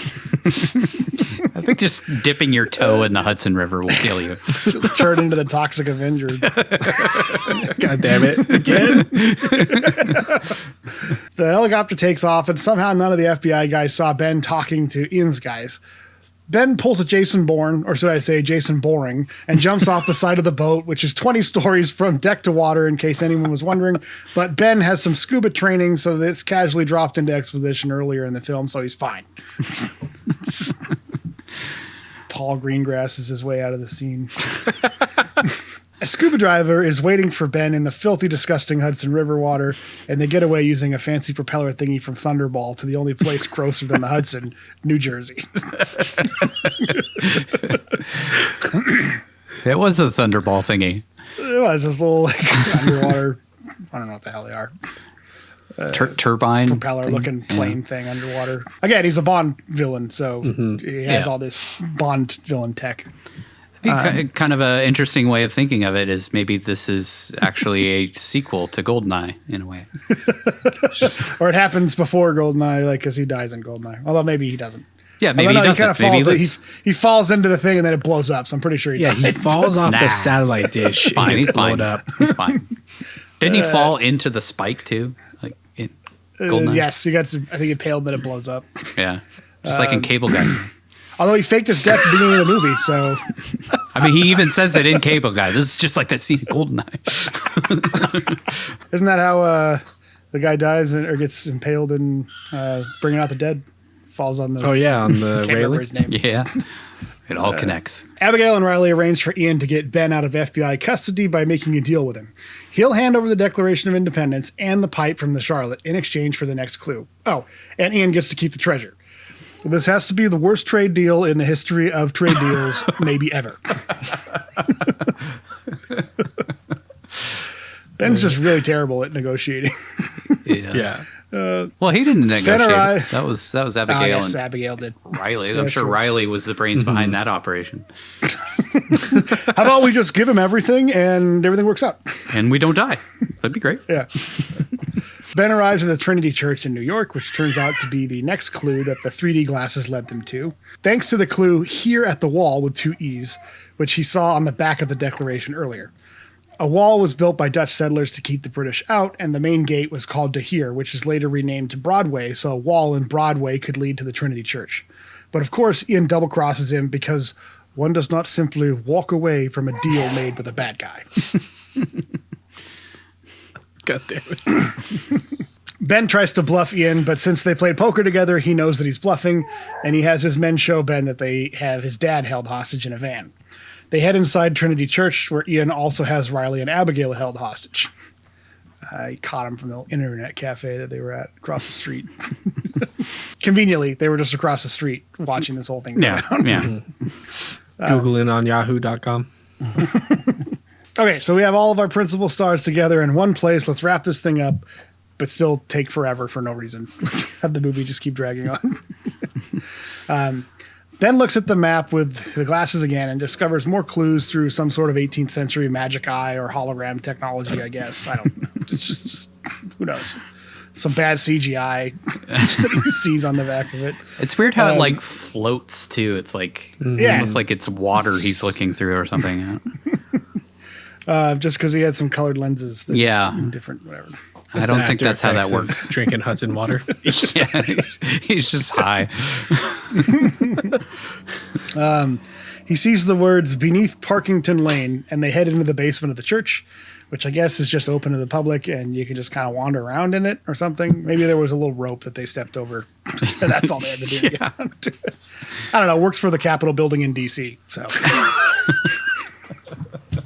Just wander around. God damn it. Ben's dad tells him that cooperation only lasts as long as the status quo remains unchanged. So basically, don't let this guy think he has everything he needs or he'll kill us. Which, given how bad Ben has been at setting up deals and bluffing thus far, doesn't bode well for our heroes.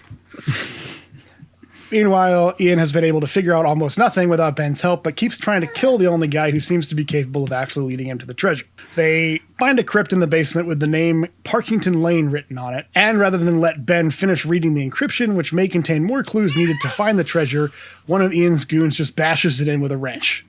I guess they're getting a little impatient with this whole finding billions of dollars worth of priceless artifacts nonsense and want to get back to traditional bad guy stuff. I mean, they've been causing quite a scene wherever they go, so maybe they know the noose is kind of tightening and they're on a time crunch here. They got to go to their volcano lair. Get back to that. Ian's like, I got to be in Argentina on the satellite dish here in 48 hours. Let's wrap this shit up. They pull out a coffin and a skeleton falls out of it, leading to my favorite line in the film, delivered it in a Scottish accent by one of Ian's bad guys. Careful, no one steps in him. I had to change here. Was it Scottish? He's Scottish, not Careful, Irish. no one steps in it. He says steps in him, not it. Oh, I even went back and watched it with the subtitles on. Careful, no one steps in him. The group climbs. I can't do a Scottish accent. That's why I didn't read it in Scottish accent. Just pretend you're Sean Connery. The group, no. The group climb into the tomb to an opening where they find a torch, which lights right up despite sitting in a musty church basement undisturbed for at least 150 years. Did either of you guys know, like, would that actually work? Would it? Because like all of the fuel that they have down there lights right up. I would assume it would have all evaporated at some point. Like, unless it's oil, but even then it would probably go bad after a century or separate. They do the same thing in like Indiana Jones and stuff, where there's always just like a torch just laying around that's been there for, in that case, hundreds and hundreds of years or even thousands of years. And he just lights them right up. The damp and the rot and stuff would have completely rotted it away. Yeah. They head down a stairway, and Ben seizes this opportunity to make out with Abigail, and the Scottish guy asks, "Why does that never happen to me?" Lamenting the fact that Nick didn't choose him. Me too, random Scottish guy. Me too. Why does that never happen to me? You're not Nicolas Cage, dude. You don't own a crow. It's Hugin. The passage eventually leads down to a huge rickety wooden staircase winding down a shaft hundreds of feet deep. They make their way down the 200-year-old stairs, but they begin to fall apart right away after a subway train goes through a nearby passage, which I guess had never happened in the last 200 years. Yeah. By the way, all of those stairs are put in with nails, and they didn't use those nails until like the 1850s or something like that. So it would have been completely different. Maybe the Freemasons went back and rebuilt it in the 1800s. Maybe. Not well. They kind of make it seem like Harvey Keitel knew that it was there. I mean, okay, so the Freemasons that are in all the bingo halls still know that treasure exists. But maybe they didn't know how to actually get to it because we know there's like several false rooms. Yeah. But they wouldn't know because they built it, so I don't know. Yeah, wait, what the fuck? Why wouldn't no, that's a Coppola question for the end. Shaw falls through the stairs to his death, taking out half the staircase with him. You guys remember Shaw? Yeah. He was super important. He was in that first scene. He was in that movie, Shaw and Hobbs. They tried to make a big deal out of like Shaw dying, but I thought he was just a random henchman. I didn't realize he had a name. No, that was that guy. He was the first bald guy who had a gun on Riley at the beginning.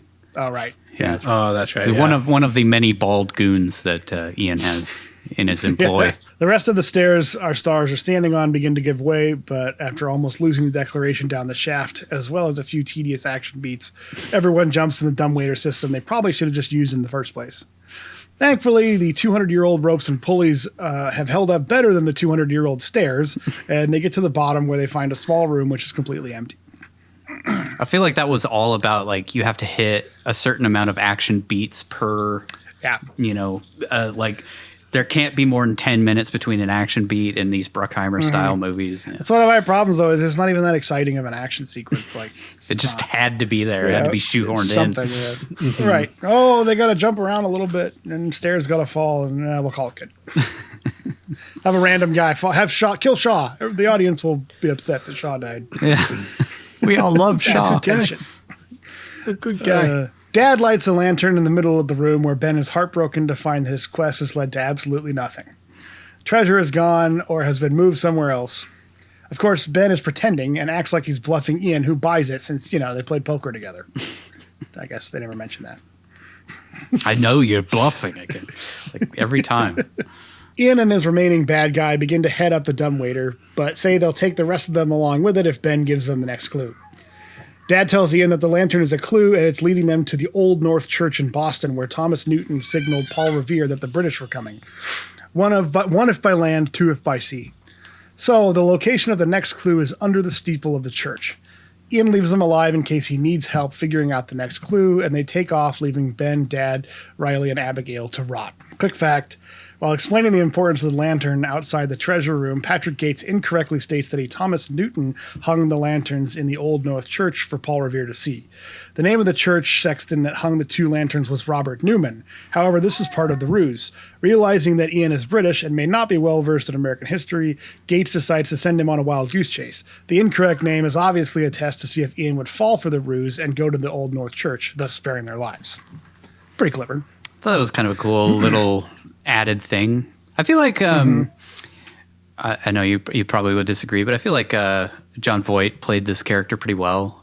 Like kind of like you see his transformation from being non-believer to believer, and he was believer and then became a non-believer, and now he's gone back to it because of his son, which I got. Yeah, pretty good. It reminded me of Indiana Jones again, with Sean Connery, and I think there was a lot of influence from that relationship between Sean Connery and Harrison Ford. Once Ian leaves, Ben knows right where to look for the entrance to the real treasure room, and he pushes a button which unlocks a massive stone door making a super loud noise. Ian and his goon come back down after hearing the loud noise. He kills all of them and finds the treasure at the end. Actually, he of course hears nothing, and his character's completely out of the picture and probably didn't overhear Riley loudly saying, "The clue is a fake," even though he's dangling like 10 feet above them. The four of them climb through the newly opened passage to another room, triggering yet another moment of self-doubt at the sight of no treasure. So another false ending. Yeah. Which is like, we just did this. It's just, come on. I don't know why they couldn't have just condensed this into...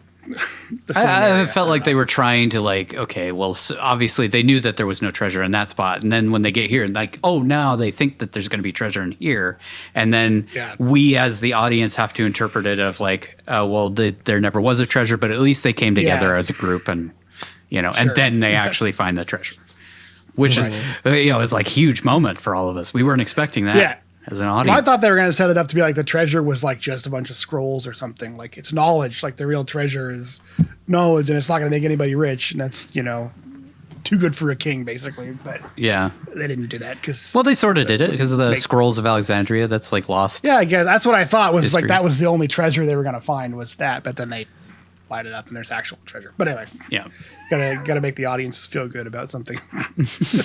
Ben and his dad have a heart-to-heart where Dad apologizes for doubting him, and even though the treasure was gone, he's overjoyed that it has turned out that the treasure was real all along. Probably not a great time to remind everyone that he abandoned his own father and treated his son like crap for most of his life because they still believed in the treasure. But I guess the real treasure is the friends and family we meet along the way. Or something. Right? So the message they were going for. That's what they were going for. Anyway, they all decide to keep looking for the treasure together, but first they need to find a way out. Ben says the first thing the builders would have done is cut a secondary shaft for airflow in case of cave-ins. He spots a button on the wall in the exact shape of the pipe they found on the Charlotte, which he still has on him. I guess he had been carrying that the whole time. Well, he got it in exchange for giving over the glasses and the clue. That's right. Because Ian had it since the first scene of the movie. He kept it. Okay, that's right. Never mind. He pops the pipe head into the hole and twists, revealing yet another room filled to the brim with treasure. Golden statues from Egypt, the lost scrolls of Alexandria's lighthouse, probably the Ark of the Covenant in there somewhere, gold coins from the Misty Mountains, and Smog the dragon sleeping soundly on all of it. And then the scarabs start coming out of the walls. Start eating them alive. Ben lights a trough of some sort of liquid accelerant that's been sitting idle for 150 years, which explodes and the entire room lights up, burning the treasure and killing our heroes. Actually, it just lights up the room and they gaze upon the largest treasure hoard ever discovered. Again, I thought it was going to be like a big reveal. Like they found these scrolls, but that's it. Like, the treasure is not a real monetary treasure. It's just the gift of knowledge, which is what the Freemasons were after, or whatever the Templars hid. Mm-hmm. But they had to pay off that like Egyptian part at the beginning. Yeah. Yeah. And they had to explain away the eye and all of that stuff from Egypt. They climb out of the tomb next to Parkington Lanes and startle Kyle Gass, the security guard. Security guard. I thought that's who was playing him for a second. Kyle Gass from Tenacious D. Anyway, then Ben calls the FBI. He hands over the declaration and tells Sadusky about the treasure. But it turns out Sadusky's been a Freemason this entire time. Which again is wouldn't he, had the Freemasons completely lost where this treasure was? I think so. They didn't keep a so. record themselves. So maybe he was just letting him go to find it because he figured, might as well let this guy try and find it, rather than catch him and bring him in. I felt like he doubted that it was real, but then he had been told that it was real by other Freemasons. So like that was the point where he's like, oh my God, this was real. And okay, so the Freemasons believe that we should do this and this and this with it. They decide to divvy up the treasure between the Smithsonian, the Louvre, the Cairo Museum, etc., since the treasure doesn't belong to any one man or any one king or anything like that, but it should belong to the whole world. Ben wants Dr. Chase to get off scot-free. He wants the credit to go to the Gates family with the assistance of Riley Comic Relief Pool and to not go to prison. Because, really would like to not go to prison. Agent Sadusky says that, someone has to go to prison. So Ben decides to hand over Ian and his goons who are busy breaking into the Old North Church in Boston. They're arrested and Ben pops out of the shadows to get the last laugh on Ian, but Sean Bean manages to play a bad guy in this film and lives through the whole thing. So that's a nice bonus. Yeah. And I remember this being the first movie I had ever seen where Sean Bean actually survived through the whole thing when I first saw it. He had to survive to come back and die in the sequel. No, I don't think Sean Bean came back, did he? I don't think so. I never saw it, but I don't think he did. I don't remember. I don't remember that sequel at all. Me either. And I don't feel like I'm alone. As he was getting arrested, he looks at Ben and says, "For England, Ben?" Ben says, "No, for me." And my axe. Sorry, different character.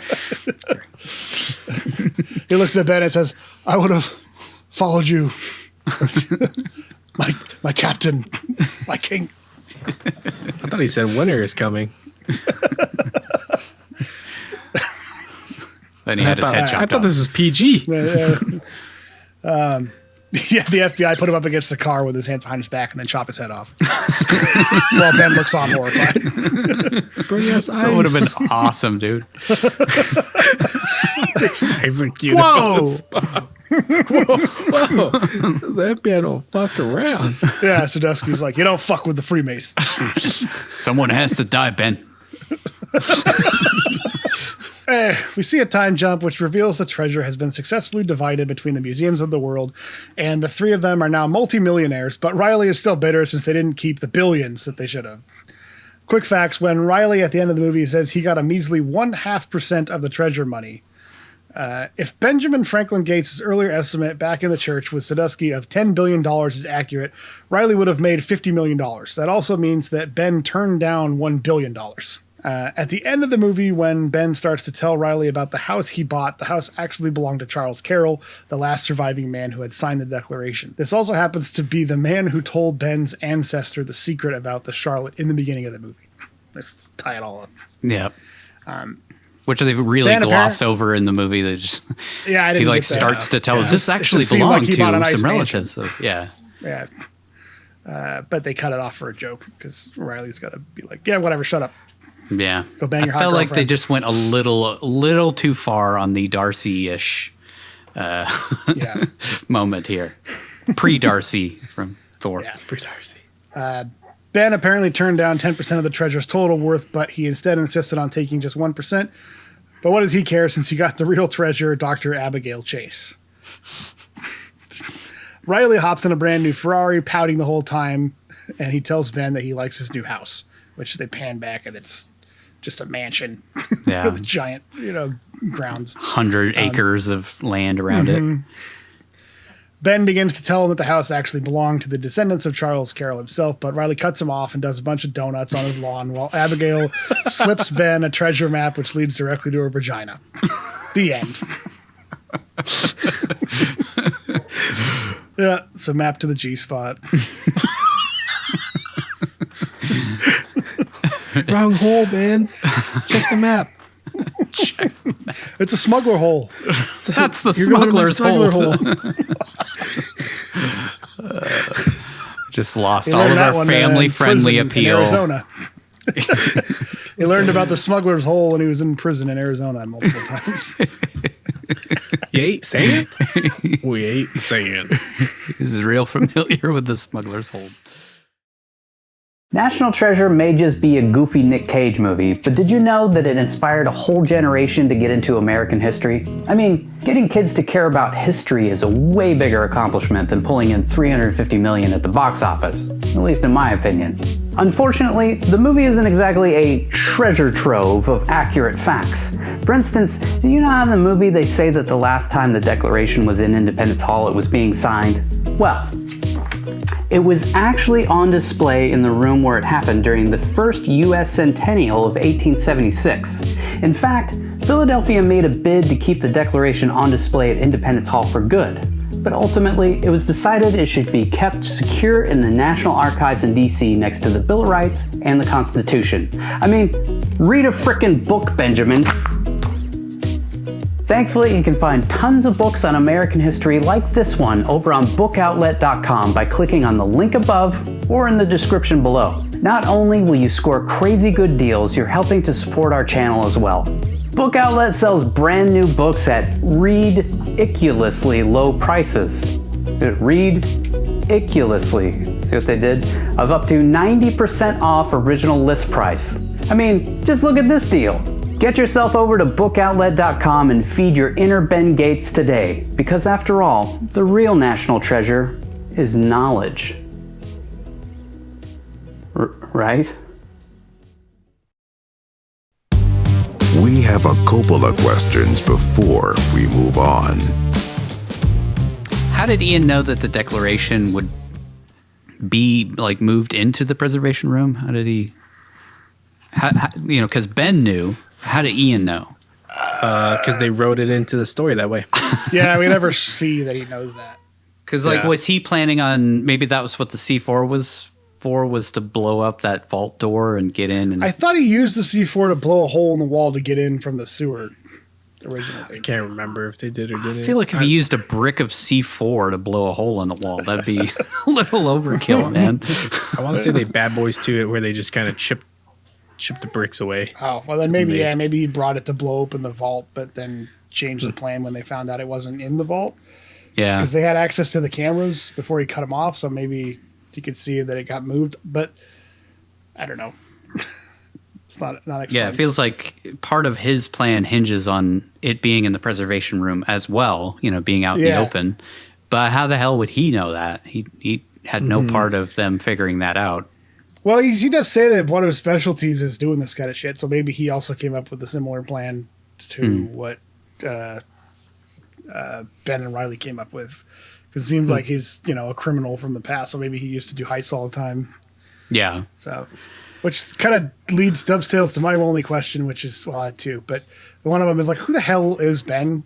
Like we talked about a little bit. He knows how to do Submariner. He's a dive master or whatever, and he's got a Submariner thing. But like, how does he know how to do all this shit and pull off heists and stuff? But also, he went to MIT and he has an American history degree from Georgetown University. Yeah. You know, he was. Yeah, but like, that doesn't train you to. I think he was in the SEAL teams, and he was a part of a group that went to try to take back Alcatraz. He was a lone survivor, and after that, he decided he was going to just go hunt treasure. Tortured in Afghanistan. Oh wait, that's no. He tortured people in Afghanistan. Where's Bin Laden? I need to get him.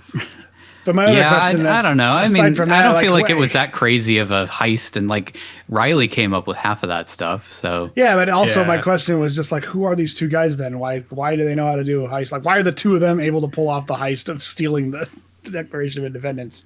Because it's apparently super easy to do. Yeah, I missed that he was from MIT. I don't know where that was. It was from MIT. When Sadusky goes into his apartment.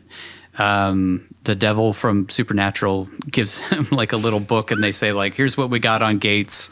He went to Georgetown University, got a degree in American history, and then he went to MIT and just I think he studied mechanical engineering, I think is what they said.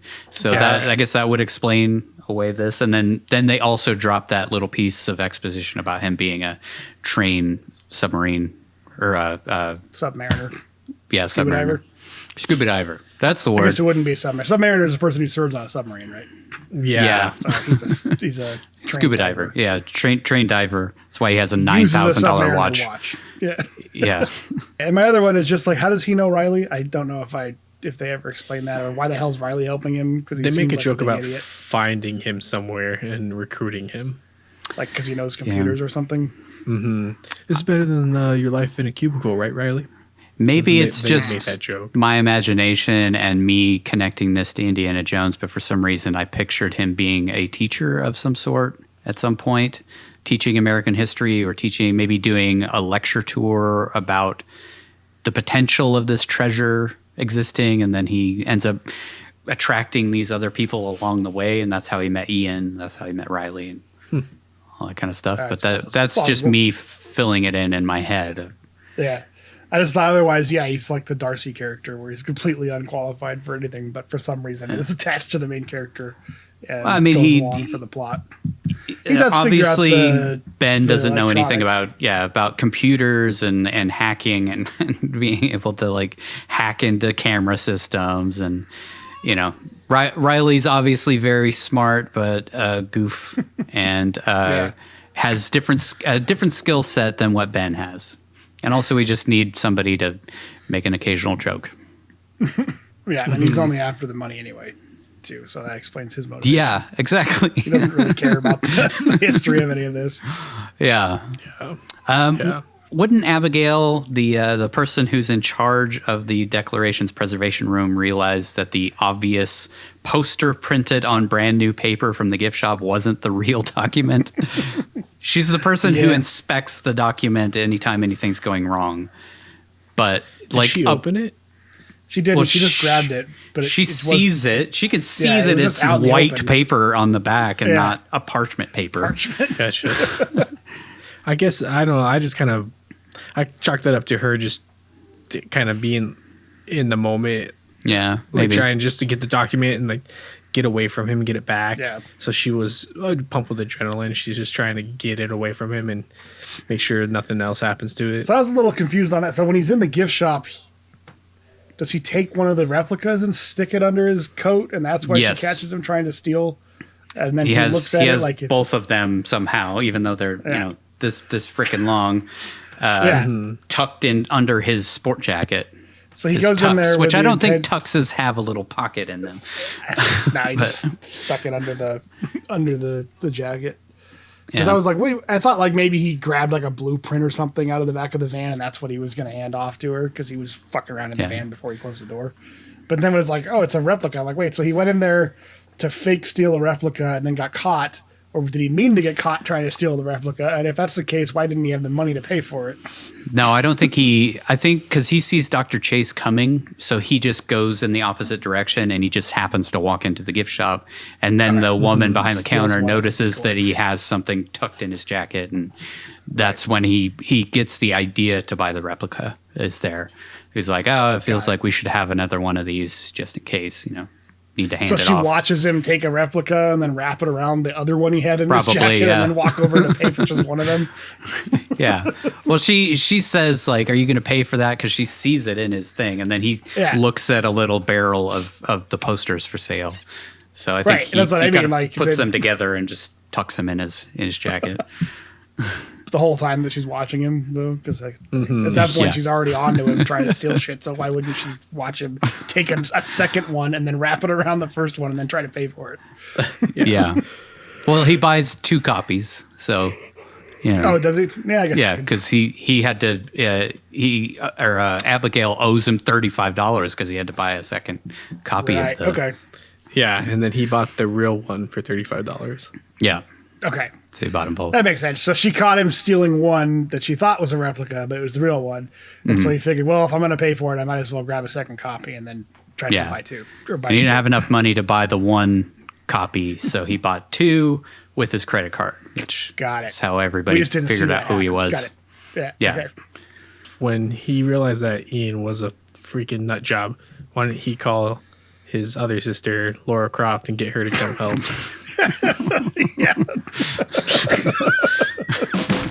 It's time to keep track. Here are the final stats. A curse tracker. None. He didn't swear at all in it. Yeah, I figured.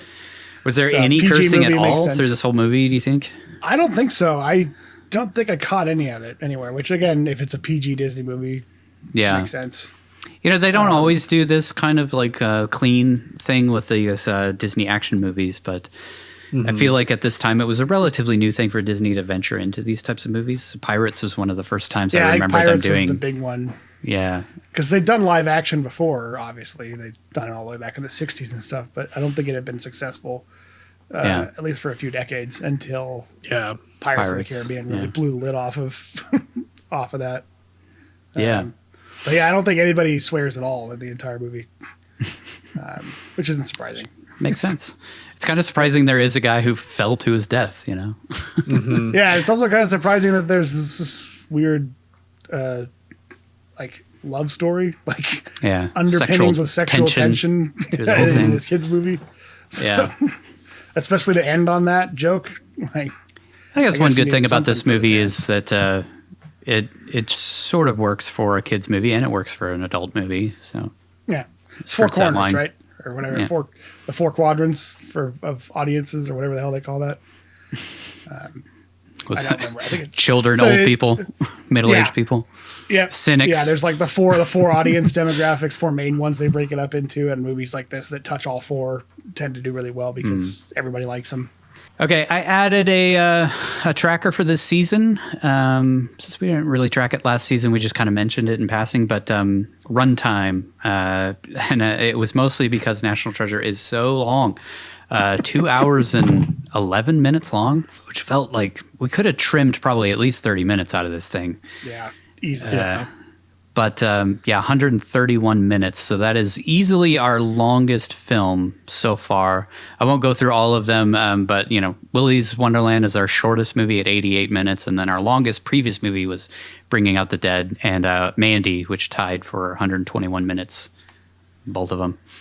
Then Gone in 60 Seconds was 118 minutes, and I thought that was a slog. But there were like 80,000 scenes in that movie. I was surprised this was longer than Gone in 60 Seconds, because Gone in 60 Seconds definitely feels longer. Definitely felt longer. For nudity, there is none, obviously. PG-13, or PG. It's crazy that this is our first PG movie. I think all the other ones are animated. Maybe Book of Secrets, but I'm not sure on that. So I think just because we're talking about National Treasure, I won't go over all of the nudity that we've had so far. but you can see it on the screen. That's why we put that up there. Just censor it all. Just censor it all. Big censor bar over the graphics. State and country tracker. This is the first time we have left the continental United States in any kind of way in our 16 movies so far. Technically, we added Washington, D.C., which isn't a state, so we can't really count it as a state. But there is that 1 second that he steps in New Jersey, which I have to count because that is the first time that we've gone to New Jersey. But it's like he goes to New Jersey and then next thing you know, he's back in New York again, like when they take him on the Hudson. So, yeah, technically we went to New Jersey, but not really. I don't know. I had a hard time figuring that one out. But we did Pennsylvania, New York, New Jersey. Call it out. And we went to Massachusetts again in this movie. So there were, four states plus the Arctic Circle and Washington, D.C. We really moved around in this one. Budget versus gross, $100 million budget, and it made $347.5 million, like we said in the opening, making it the highest grossing film that we have done thus far. So our total, we have a $435.5 million budget, and we have made $931.3 million, which we're getting close to $1 billion already. Only 16 movies in. I added another tracker as well, which is the top grossing films, because National Treasure kind of broke the mold on that. $347 million is a full $110.3 million more than Gone in 60 Seconds was the previous highest grossing. And our lowest grossing film is Grand Isle, $5,566. For ratings, this is our first PG movie. I don't think it's our last. I think there's quite a few of, especially the animated films. So that brings us up to a grand total of 0 G movies. We might get a G in one of those cartoons, I'm guessing. So 1 PG, 5 PG-13, 5 R-rated, and 5 unrated so far. Over on the kill tracker, Vince.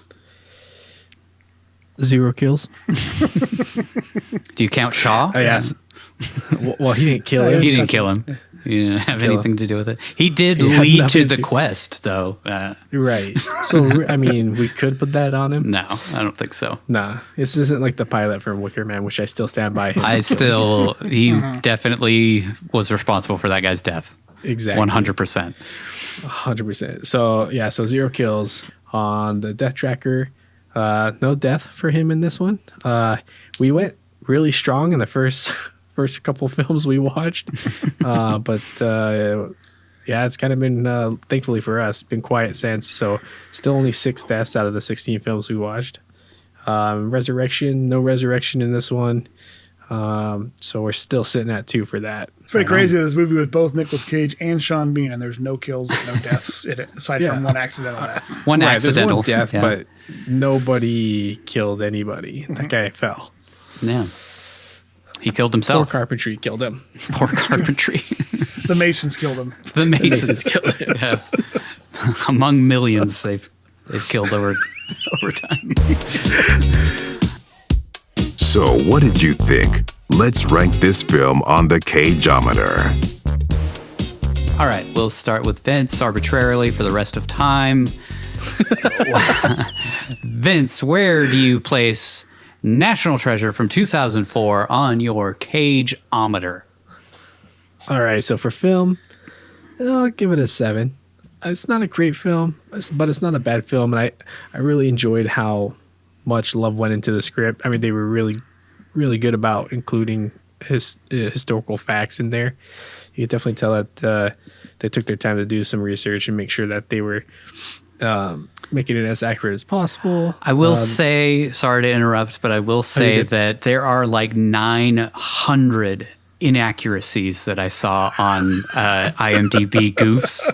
So I do think that they did the research, but a lot of things were like either they added something to it or they changed something to it. So I just didn't want to have to write all of those in because there's so many of them. So I was going to say, that being said, they definitely did have to do the Hollywood thing where they added or subtracted stuff to make it fit the narrative that they're trying to tell. But you could tell overall they went and they did research and they tried, they created this storyline with historical information that they, like everybody else, altered to fit the story they're telling, right? Mm-hmm. So, I'll give it a 7 out of 10. I think it's a fun, enjoyable movie. If you're a kid, it's a lot of fun. As far as Nicolas Cage, I'll give him a 7 too. I don't think, he didn't knock this one out of the park. It was no pig, right? It was him just playing this average character and doing it well. He didn't go over the top like he tends to do. He didn't mail it in like he did in Dog Eat Dog. I feel like he understood who the character was and played to that character and played to his strengths to make it fit, which was enjoyable. It's nice to see him in those roles where you do forget that he's Nicolas Cage and you believe the character that he's playing. Mm-hmm. So yeah, I'll give him a 7 on that as well. It's like I said, it's like popcorn. It's delicious, but it's not going to keep you. It's not going to keep you from starving to death. Yeah. All right, Nigel, where do you put National Treasure on your Cageometer? I really don't like this movie. I haven't liked it. I only ever watched it once, and that was when it came out, and I didn't like it back then either. We've talked about it before, I think, throughout this, but it's fine. Like I give it a 5 out of 10 because it's right there in the middle where it's like, it's not exactly predictable, but there's a lot of cliches in it, and it's a serviceable story and an adventure that keeps you, sort of invested as you go through. Personally, I wasn't that invested in it, but there's enough of a mystery that you can kind of have fun with the history of it and the adventure that they go on, even though I don't think that the action's all that entertaining or interesting. And it's just, again, it's like, I really feel like this was an old Indiana Jones script that they modified to bring it up to the modern day, but then also just like ask some guy to be the main character instead of an action hero. Which, to be fair, it's better than Crystal Skulls, so... Yeah. Yeah. But that doesn't say a whole lot. That doesn't say much at all, no. But it's funny because I feel like this is, if Disney had the rights to Indiana Jones back in 2004, they might have just made an Indiana Jones movie out of this and done something like this.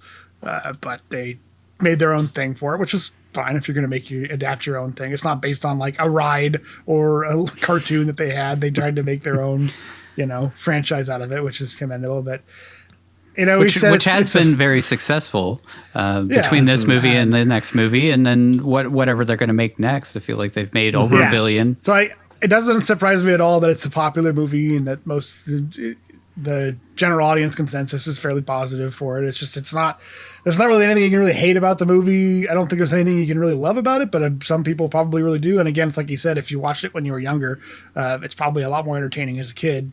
And then you'd have that nostalgia to go along with it. I was a teenager when it came out, so I was already, I think a little beyond that, having those rose tinted goggles as a kid. But again, it's a movie that I think teenagers could also enjoy if they like, because it's a 4-quadrant film. It's perfectly average in my opinion, which is why I gave it a 5 out of 10.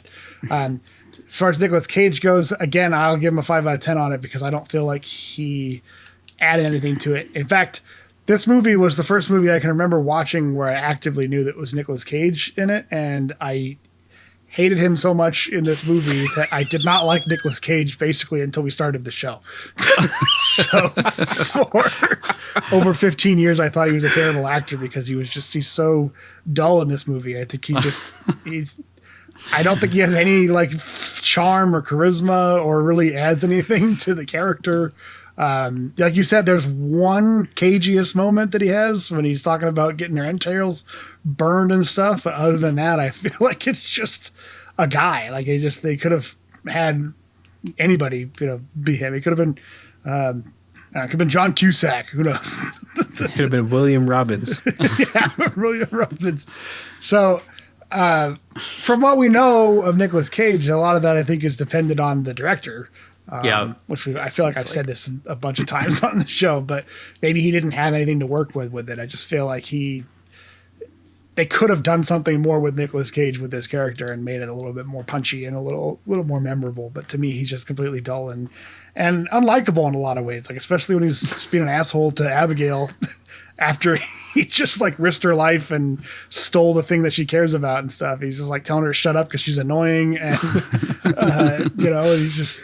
Again, a middle of the road performance to me. It's not terrible. I used to think it was terrible when I was younger. I don't think it's terrible anymore. I think it's just. And then you saw Dog Eat Dog. Yeah, and I just think it's not memorable, and it's just sort of there. So do you guys think that by watching some of the movies that we've watched, it's actually made you appreciate other movies that you used to think were bad? Absolutely. Yes. Yeah. I think I talked to you guys about this, but I did an MCU watch in chronological order, and it made me appreciate some of the movies I disliked originally much more.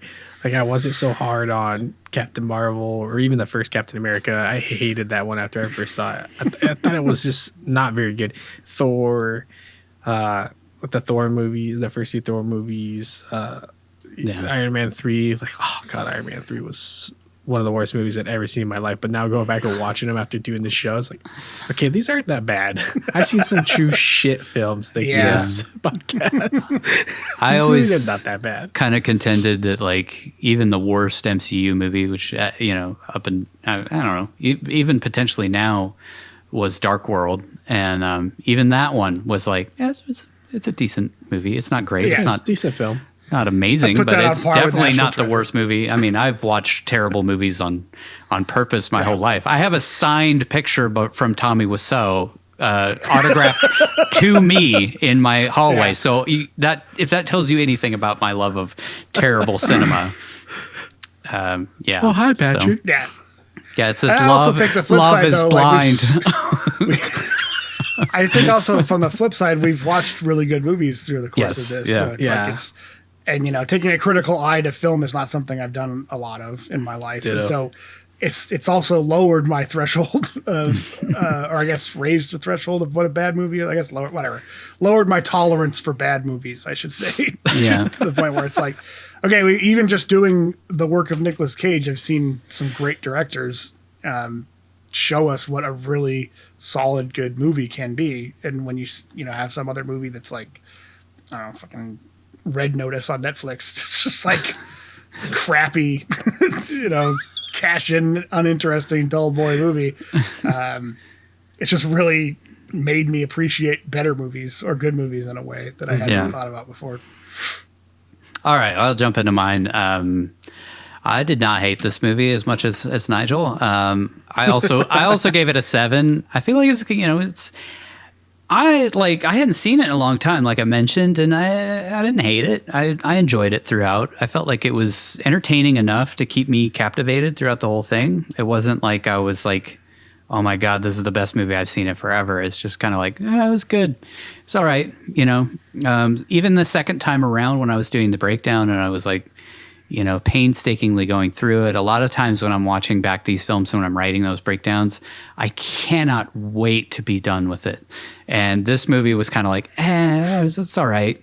It's entertaining enough to like keep me going and writing my stupid jokes along the way. And I feel like, the action felt forced in some spots for sure. Yeah. It's like, it's not a perfect movie. I feel like this movie would have been fine if there was not a single action sequence. Yeah, totally. It would have been the exact same movie. Didn't even need it. I just felt like it had to be there because it was a Bruckheimer film.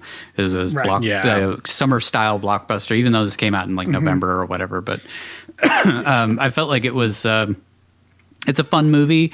Riley doesn't strike me. I don't hate him as much as a lot of critics did. A lot of critics just ripped that character apart.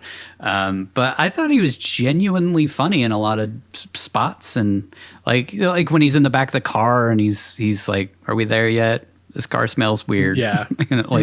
I found him entertaining throughout the whole thing until the very end. That's when I really hated him, was like during that final sequence where he's it's just like, okay, we get it. All right, just move on. Which is weird because that was a reshoot. They had to do that in reshoots. Yeah, there was an alternate ending. Yeah, I don't know if you're going to talk about that, but I wasn't going to go into the alternate ending part. Just the fact that they reshot that particular scene, and a lot of it had to do with the fact that audiences loved him. Like, he's a fan favorite. A lot of people that I talked to about this film, Riley he's is one of their favorite parts. Yeah, they really enjoy like just how kind of kooky. General crazy. Audiences, I get it.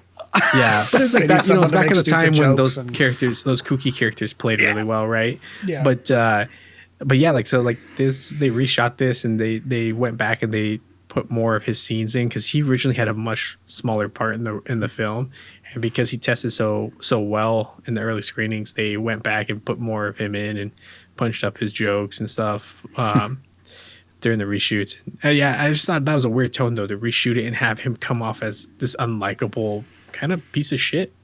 I was like, you got all this money, like shouldn't you be happy? Like, I think they were just playing up the sarcasm at the end. I think it was still in character for him. Like, yeah. He's really only ever been after the money in the whole thing. He just hasn't been an evil douchebag about it like Ian was. He wasn't trying to murder people for it. True. Yeah. Because even at the start, they're like, when he finds the pipe, he's like, was that $1 billion pipe or whatever? Like, is it $1 million pipe? Like, is that worth anything? I don't know. I guess for me, it just kind of took, I don't know, the tone just kind of shifted weird to the point where I was like, oh, I don't remember him being this douchey at the end of the film. The original I liked ending. it the most at the end because he was like, oh yeah, everything turned out great for you. You got a friggin' mansion and the hot chick or whatever, and I only got $50 million. Yeah, you screwed us out of $1 billion just because you're a good guy or whatever. But you're still happy, Yeah, that was his crappy car and this crappy wig. He's wearing a sport jacket at the end, so he's rich. He's very unimpressed with the fact that they have private planes to everywhere that they're going and stuff. Yeah. Yeah. What was I going to say? Oh, the alternate ending, the original ending didn't test very well. Is they went back into the National Archives and they look at the Declaration of Independence, and then they say something about some other treasure thing that they could go after, and he and Riley and Abigail decide to go off on their next big adventure, and the audience thought, okay, well, they're obviously setting up a sequel, and they were like, we definitely didn't mean to set up a sequel, and we weren't planning on doing a sequel until the movie did so well. So they just felt like it ended on kind of a down note, because people were like, oh, here comes the next money grab. Yeah. National Treasure 2, which they eventually did do. True. But I don't know if I said it, but kind of a nice upbeat note, Yeah. They saved gave the treasure back to the world, and then they sort of had a happy ending, and that's it. It's a self-contained story. And then he and Abigail are going to go slam in go smash in the Charles Carroll house. Great grandfather's house. I guess no, it's not. It's not related to him. It was. They're gonna go smash in the stables. Pretend like in the house that his great grandfather worked at. Was an indentured servant boy dad fantasy again. Can we do something different? I'm tired. Why is it always the stable boy? For Cage, I gave him a 7 as well. I didn't find him as boring as Nigel did. I thought he was pretty charming, charismatic, and and the same thing that Vince was saying, and that Nigel said that took him out of it was like, I genuinely forgot that it was Nick Cage again, because he just, I don't know, he's just a guy. He's just I believed the character, he turned into that guy, whoever Ben Gates really is, this kind of in a weird way, kind of naive, so full of hope and so full of love for American history, and just always looking over the dark parts of American history, just kind of looking at the positive, which I think that was the whole idea of this movie, was like, it's a love letter for the good parts of American history, and kind of ignoring the bad parts of American history. The ideals versus the reality, Yeah. What America stands for. What America should be. The idealized version. Yeah. Yes. So I gave him a 7, and I thought he was charming. I thought he was interesting and engaging throughout the whole thing, unlike Nigel. And I didn't have any kind of preconceived, this wasn't the first time I ever saw Nick Cage in anything. I'd seen lots and lots of Nick Cage. And I feel like judging him on past performances, this one was pretty good. It's just kind of, it's middle of the road, I guess, if you're going for a C, 7 or so.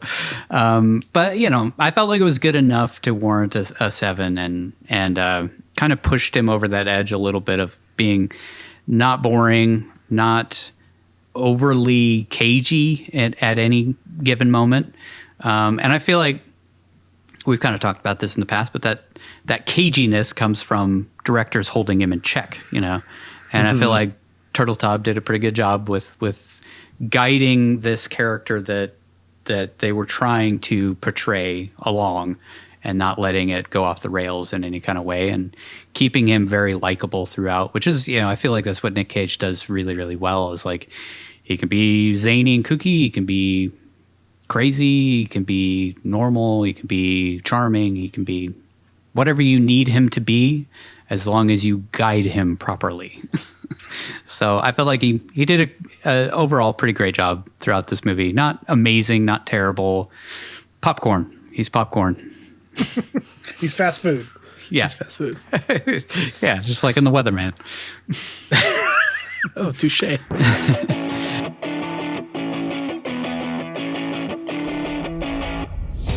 Here it is, the moment you've all been waiting for. These are the cagiest moments of the film.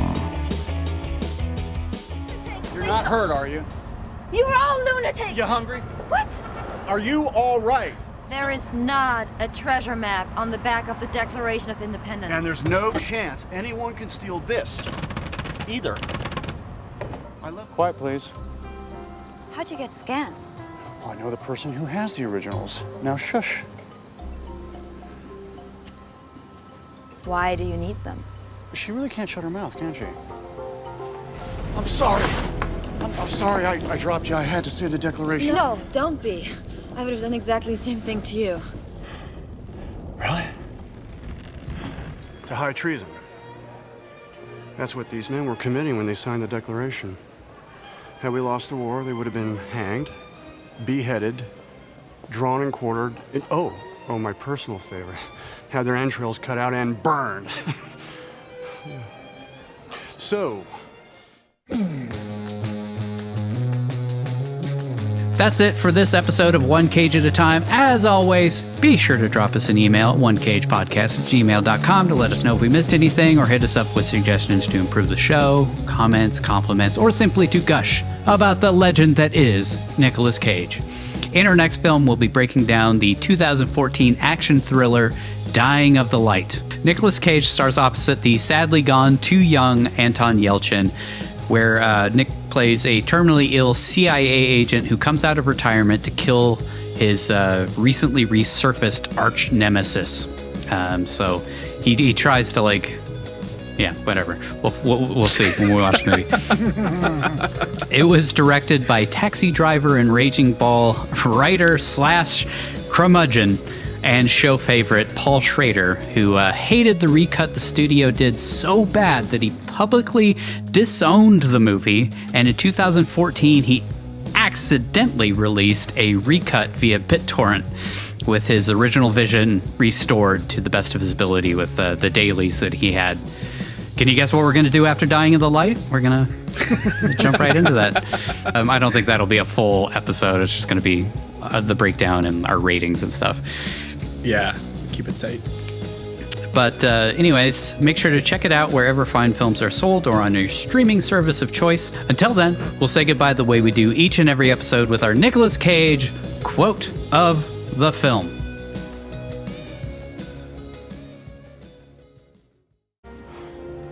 I'm gonna steal it. What? I'm gonna steal the Declaration of Independence. Thanks for listening to One Cage at a Time. Visit us online at onecageatatime.com or follow us on the social media platform of your choice for more Nicolas Cage goodness. Don't forget to like and subscribe to our YouTube channel, and if you really like the show, become a member of our Patreon where you can download unedited and ad-free episodes, as well as listen to our follow-up show, Back Into the Cage, where we re-examine each movie to discuss what we missed the first time around, answer listener questions, and wax poetic about the man, the myth, the legend that is Nicolas Cage.